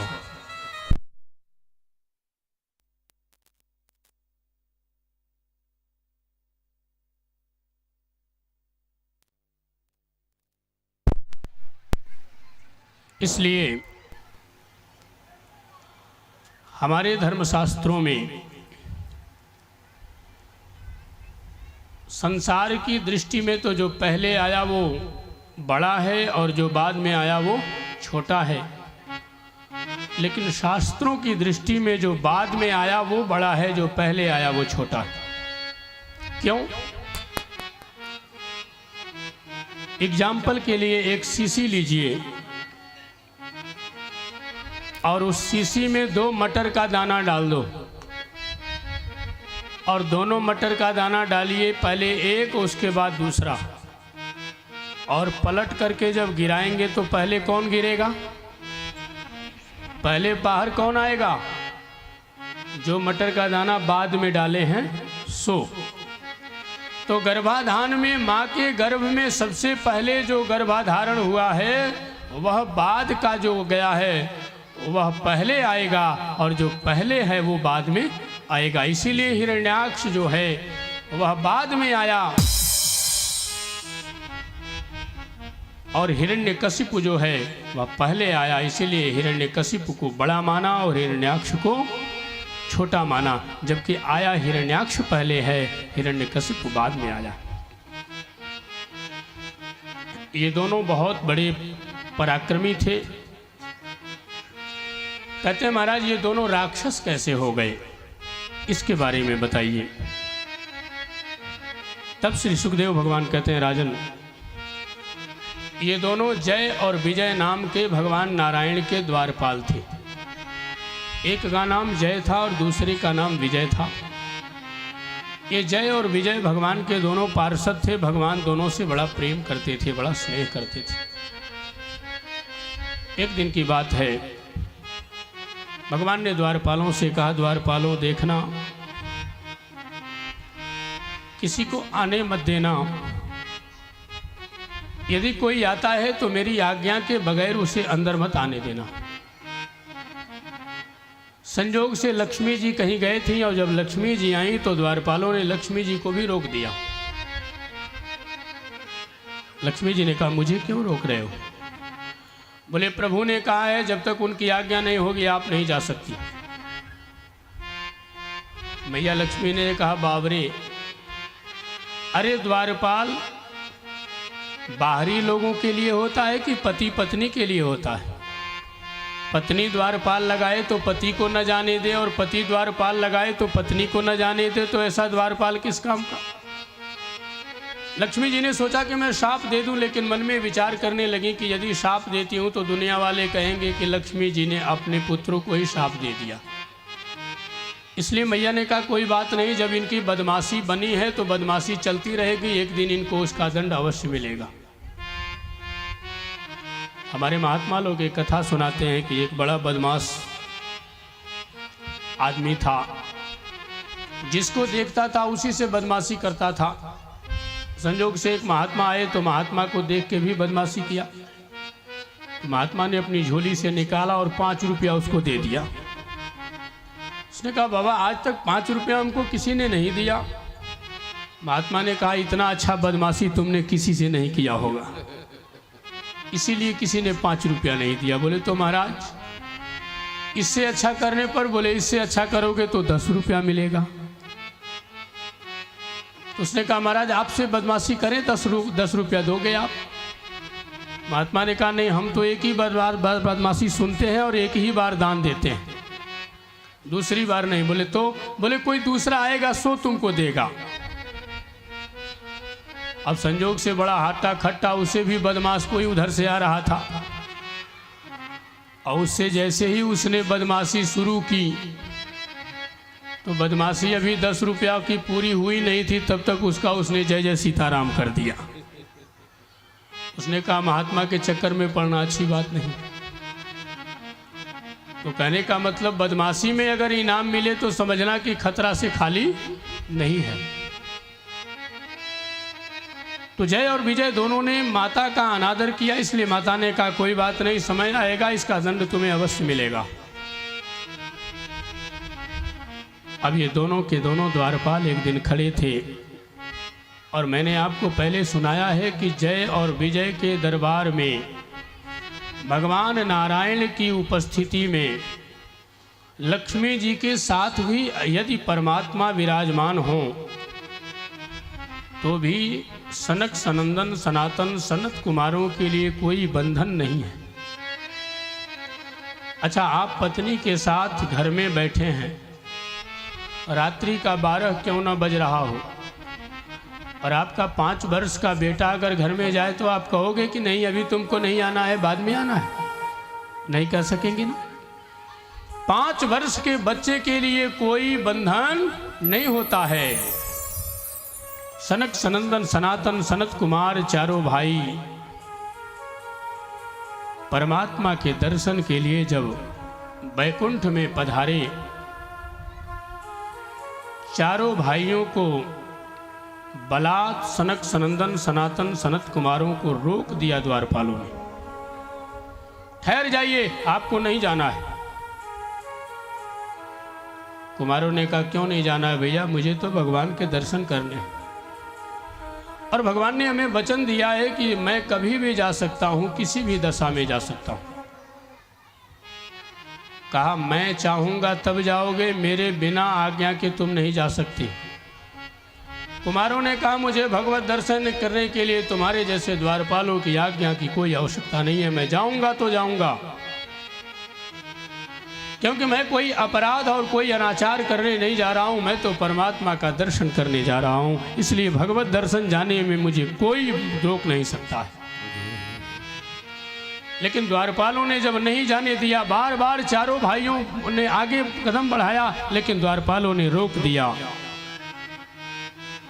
दुखी होकर के द्वारपालों ने कहा ऐ दुष्टों, करने का सतत प्रयत्न किया, लेकिन ठाकुर के दर्शन से तुमने मुझे वंचित किया है। तुम्हें अभिमान है कि मैं भगवान नारायण का द्वारपाल हूं, इसलिए ऐ अभिमानियों, ऐ दुष्टों, जाओ मैं तुझे शाप देता हूं कि 3 बार परमात्मा का दर्शन करने से तुमने मुझे रोका है, इसलिए 3 जन्मों तक तुझे राक्षस बनकर के पैदा होना पड़ेगा और राक्षस कुल में तुझे जाना पड़ेगा। जाओ मैं तुझे शाप देता हूं। और वहीं जब सनक सनंदन सनातन सनत कुमारों ने ब्राह्मणों ने शाप दिया जय और विजय को, तो शाप पूरा होते ही भगवान नारायण प्रकट हो गए और भगवान ने हाथ जोड़ करके कहा ब्राह्मणों, आपने इतना बड़ा शाप दे दिया, ये मेरे अज्ञानी है, आपकी महिमा को मेरे द्वारपाल नहीं जान पाए, आपने इन्हें शाप दे दिया, आप इन्हें क्षमा करें। द्वारपालों ने कहा प्रभु आप इन दुष्टों का समर्थन कर रहे हैं, जिनने मुझे आपके दर्शन करने से 3 बार रोका वो भी आपके नजर में अभी अच्छे लग रहे हैं। जाइए मैं आपको भी शाप देता हूं कि आपको 4 जन्म लेकर के इनका उद्धार करना पड़ेगा, इनके उद्धार के लिए आपको 4 बार पृथ्वी पर आना होगा। और जैसे ही कहा भगवान हाथ जोड़ करके स्वीकार कर लिए कि बंदौ प्रथम महीसुर चरणा, बंदौ प्रथम महीसुर चरणा, बंदौ प्रथम महीसुर चरणा, बंदौ प्रथम महीसुर चरणा, मोह जनित संशय सब हरना, मोह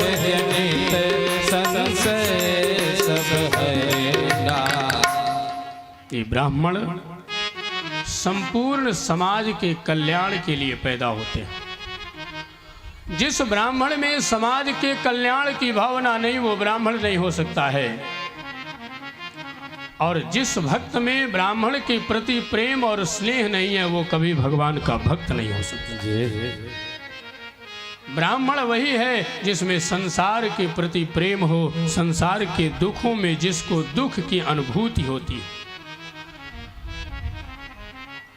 और भक्त सच्चा वही है जिसमें भगवान के भक्तों में ब्राह्मण, संत, गौ और देवता में जिसमें नारायण दिखाई देते हैं। क्योंकि भगवान का अवतार ही इसीलिए होता है। विप्रधेनु सुर संत हित लीन मनुजे अवतार, निज इच्छा निरमित तनु श्री माया गुण गोपाल। जब जब हो ही धर्म के हानि, जब जब हो धर्म के हानि, बाढ़े असुर अधम अभिमानी, बाढ़े असुर अधम अभिमानी। तब प्रभु धरि विविध शरीरा, तब प्रभु धरि विविध शरीरा, हरहि महानिधि सजन पीरा, हरहि कृपा निधि सजन पीरा। ये भगवान के आने का प्रयाण है। परमात्मा तभी आते हैं जब गौ, संत, ब्राह्मण और भगवान के भक्त का अनादर होता है, तब आते हैं परमात्मा।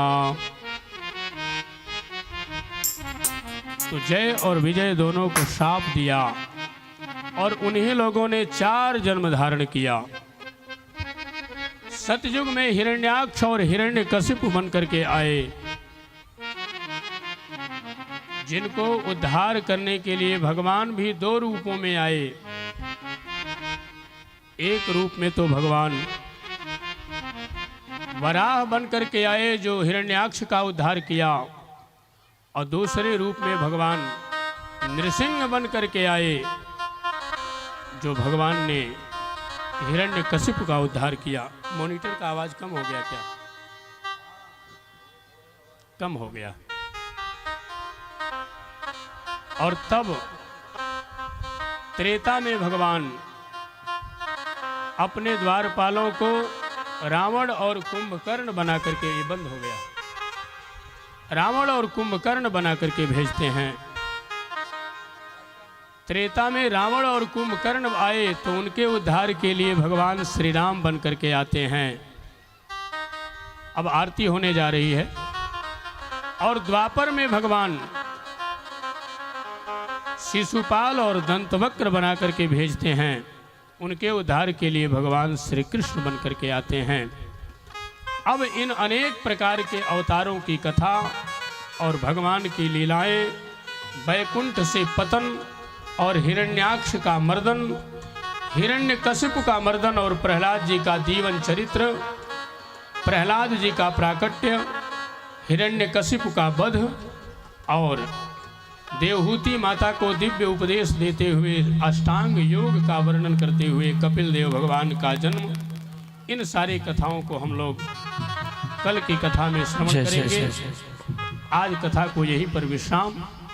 और आइए 2 बार भगवान नाम संकीर्तन और तत्पश्चात भगवान की आरती और प्रसाद लेकर के ही प्रस्थान करिए। सभी भक्तों से आग्रह है आप लोग प्रसाद लेकर ही जाइएगा। सभी भक्तों से आग्रह है, आरती होने वाली जा रही है, उसके बाद आप लोग प्रसाद लेकर ही जाइएगा।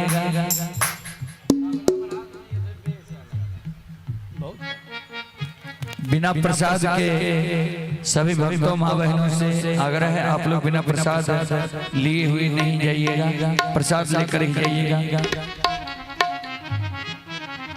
आइए दो बार भगवान नाम संकीर्तन। सीताराम जय सीताराम, सीताराम जय सीताराम, सीताराम जय सीताराम, सीताराम जय सीताराम, सीताराम जय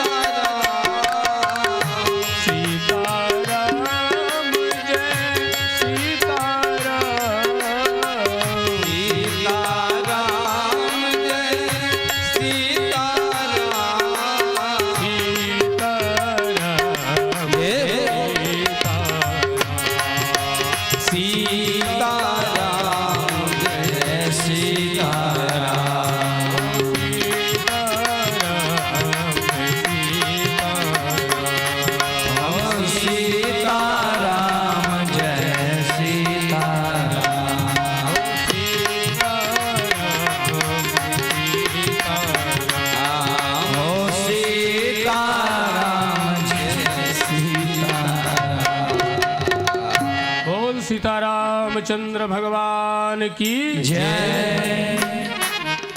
अंत में साउंड गड़बड़ा गया। ये बेस बढ़ाओ, ये नहीं बोलता, थोड़ा मेरा साउंड बढ़ा दीजिए। जय जय। आइए सभी लोग खड़े हो जाएं, भगवान की आरती होगी। श्री राम। सभी लोग बड़े प्रेम से और बड़े मस्ती के साथ भागवत जी की आरती गाएंगे।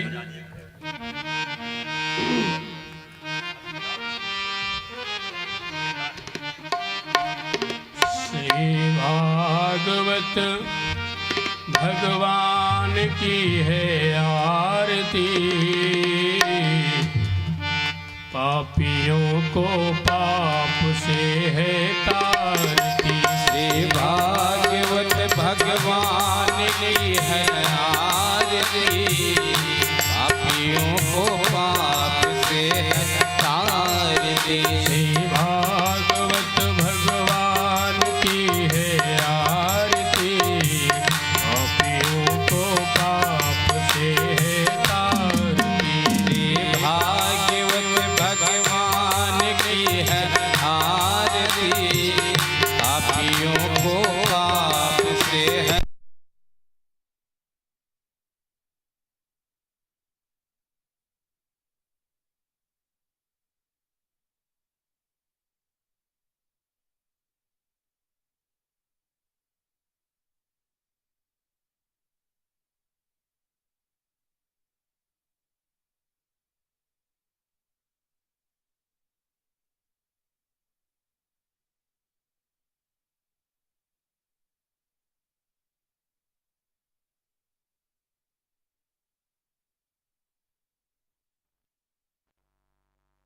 भागवत भगवान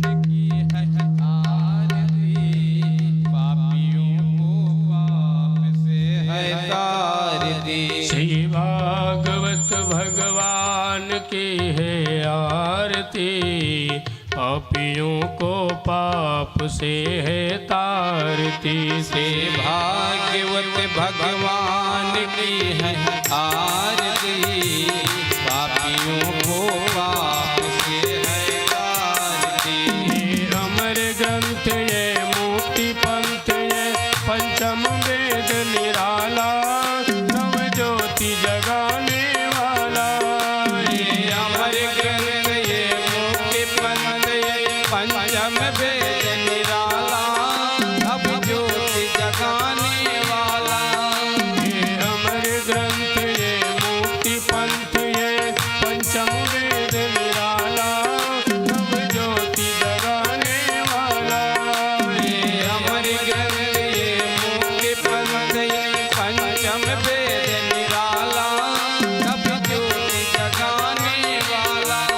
हरि नाम यही हरि ध्यान यही, हरि नाम यही हरि ध्यान यही, हरि नाम यही हरि ध्यान यही, हरि नाम यही हरि ध्यान यही। जग के मंगल की आरती, पापियों को पाप से है तारती। श्री भागवत भगवान की है आरती, पापियों को पाप से है तारती। श्री भागवत भगवान की है आरती, पापियों को पाप से है तारती। श्री भागवत भगवान की है आरती, पापियों को पाप से है तारती।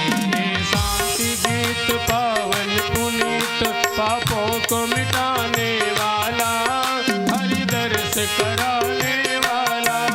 ये शांति गीत पावन पुनीत, पापों को मिटाने वाला, हरि दर्श कराने वाला। ये शांति गीत पावन पुनीत, पापों को मिटाने वाला, हरि दर्श कराने वाला। ये शांति गीत पावन पुनीत, पापों को मिटाने वाला, हरि दर्श कराने वाला। ये सुख करनी ये दुख हरनी,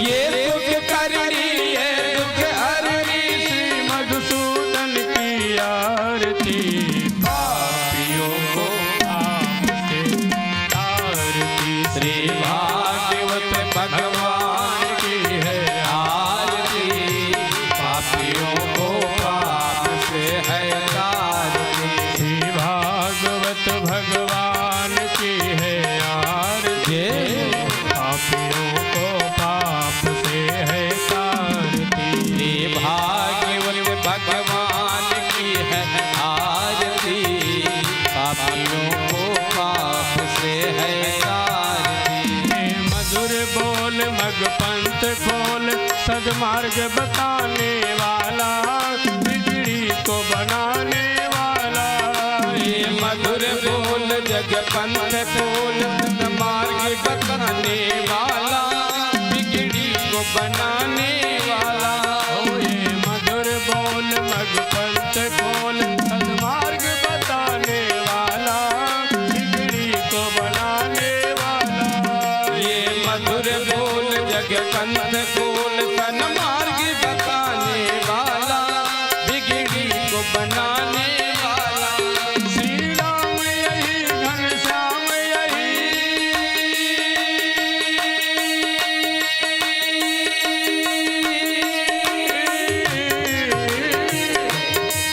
श्री राम यही घनश्याम यही, प्रभु के महिमा की आरती, पापियों को पाप से है तारती। श्री भागवत भगवान की है आरती, पापियों को पाप से है तारती। भागवत भगवान की है आरती, पापियों को पाप से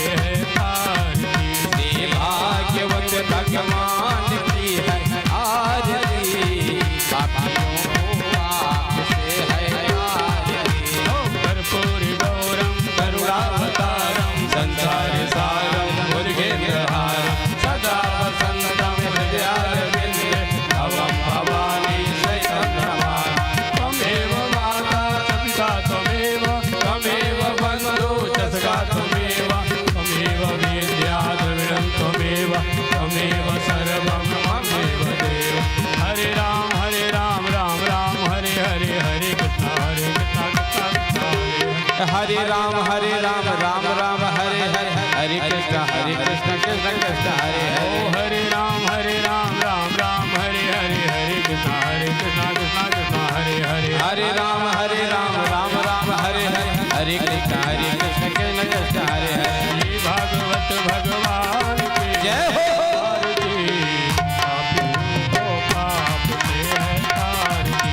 भागवत भगवान की है आरती पापियों को पाप से है तारती। पापियों को पाप से है तारती। पापियों को पाप से है तारती। पापियों को पाप से है तारती। पापियों को पाप से है तारती। बोलो भागवत भगवान की जय। श्री व्यास भगवान की जय। कम से कम ऐसा बोलिए गंगा जी के पार चला जाए। बोलो सुखदेव भगवान की जय। श्री परीक्षित जी महाराज की, सब संत भगवान की, ग्रामीण जनता जनार्दन की, यज्ञ के यजमान की, सबके माता पिता की जय हो। बाल गोपाल की जय हो। सबके गुरु गोविंद की जय हो। आज के आनंद की जय हो। सप्ताह ज्ञान महायज्ञ की जय हो। नगर भूमि की जय हो। नगर बस्ती की जय हो। वन देवताओं की जय हो। ग्राम देवताओं की जय हो। स्थान देवताओं की जय हो। वास्तु देवताओं की जय हो। समस्त जनता जनार्दन की जय हो। सत्य सनातन धर्म की जय हो। धर्म की जय हो। अधर्म का नाश हो। प्राणियों में सद्भावना विश्व का कल्याण हो। गौ माता की रक्षा हो। भारत माता की जय हो। राम जन्मभूमि की जय हो। श्री कृष्ण जन्मभूमि की जय हो। श्री काशी विश्वनाथ की जय हो। आज के आनंद की जय हो। अपने अपने माता पिता की जय हो। अपने अपने गुरु गोविंद की जय हो। कथा सुनने वालों की जय हो। कथा में भाग लेने वालों की जय हो। कथा में न आने वालों की जय हो। सबकी जय हो। नमः पार्वती पतये हर हर हर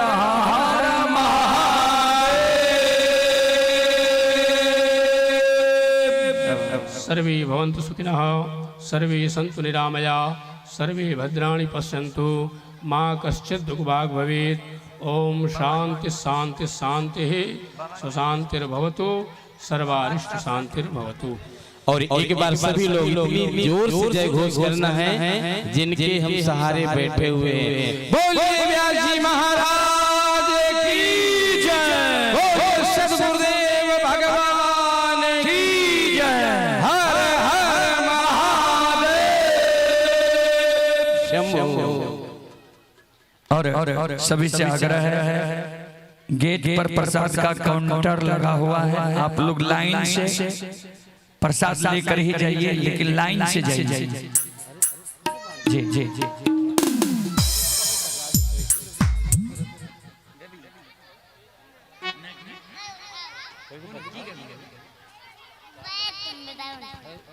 हेलो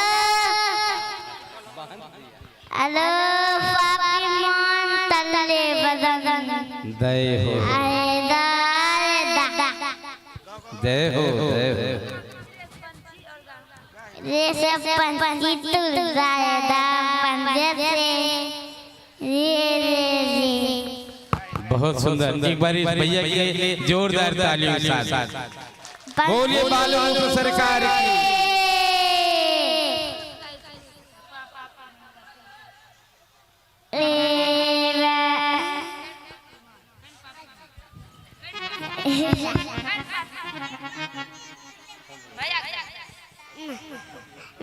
पप्पे मनता ते बदन बाद न पछताएगा पिंडे से पंछी निकल जाएगा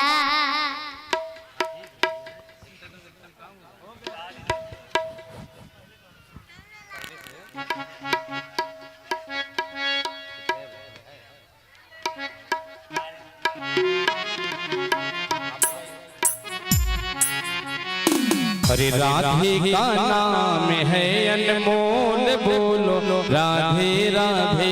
सभी लोग हाथ उठाते हुए, अरे राधे का नाम है अनमोल, बोलो राधे राधे। राधे का नाम है अनमोल, बोलो राधे राधे। आते भी बोलो राधे, जाते भी बोलो राधे। आते भी बोलो राधे, जाते भी बोलो राधे। राधे का नाम है अनमोल, बोलो राधे राधे। राधे का नाम है अनमोल, बोलो राधे राधे। राधे का नाम है अनमोल, बोलो राधे राधे। और ऐसे नहीं, सब लोग हाथ उठा करके, अरे हम हाथ उठा कर कहते हैं हम हो गए बांके बिहारी। हम हाथ उठा कर कहते हैं हम हो गए बांके बिहारी। हम हो गए बांके बिहारी के, हम हो गए राधा रानी के। हम हो गए बांके बिहारी के, हम हो गए राधा रानी के। हम हाथ उठा कर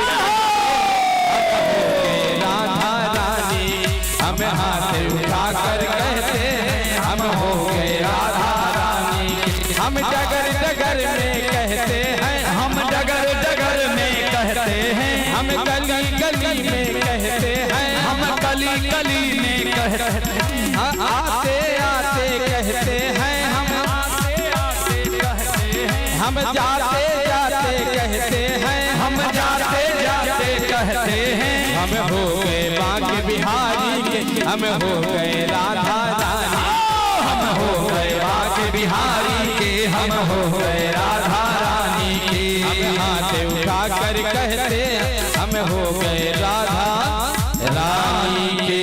बोलो राधा रानी सरकार की जय, बांके बिहारी लाल की जय, वृंदावन धाम की जय, गंगा मैया की जय, सरयू मैया की जय। हर हर महादेव शंभु। और सभी भक्तों से यही कहेंगे, सुंदर प्रसाद है, सभी लोग प्रसाद लेकर के।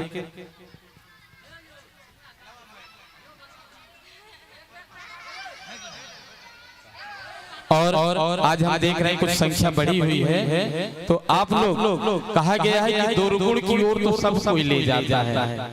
गांजा पीना हो, दारू पीना हो तो सब लोग ले जाएंगे। और भगवान के दरबार में जो एक को लेकर के आएगा उसको दूना पुण्य मिलेगा। तो हाथ उठा करके कहिए, जो एक लोग को लेकर के आएगा कल, कौन कौन लेकर के आएगा?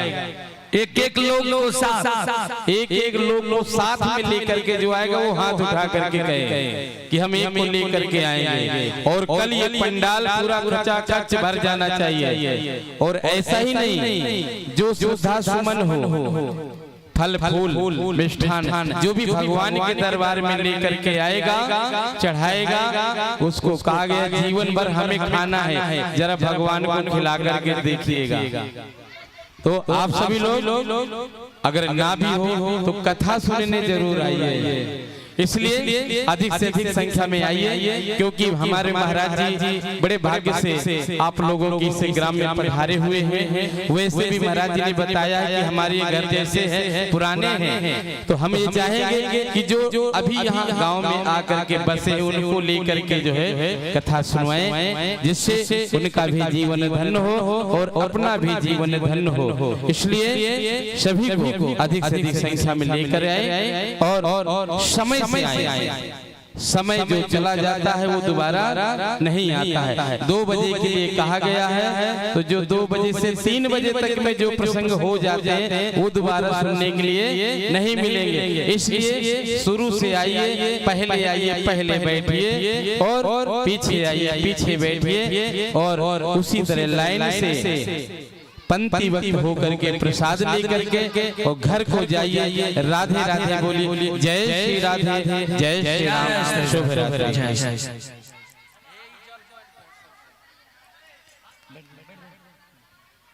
तो हमारे महाराज जी का परम पूज्य गुरु जी का आदेश हुआ है, आप लोग कल समय से आइए और यह पंडाल भरना चाहिए कल।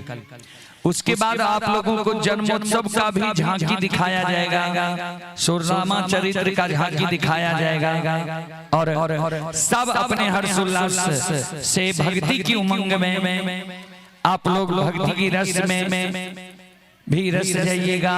और हमारे महाराज जी का कहना है कि आप लोग कुछ न कुछ प्रसाद लेकर जरूर आइएगा, फल हो फूल हो जो हो भगवान के चरणों में जरूर लाइएगा।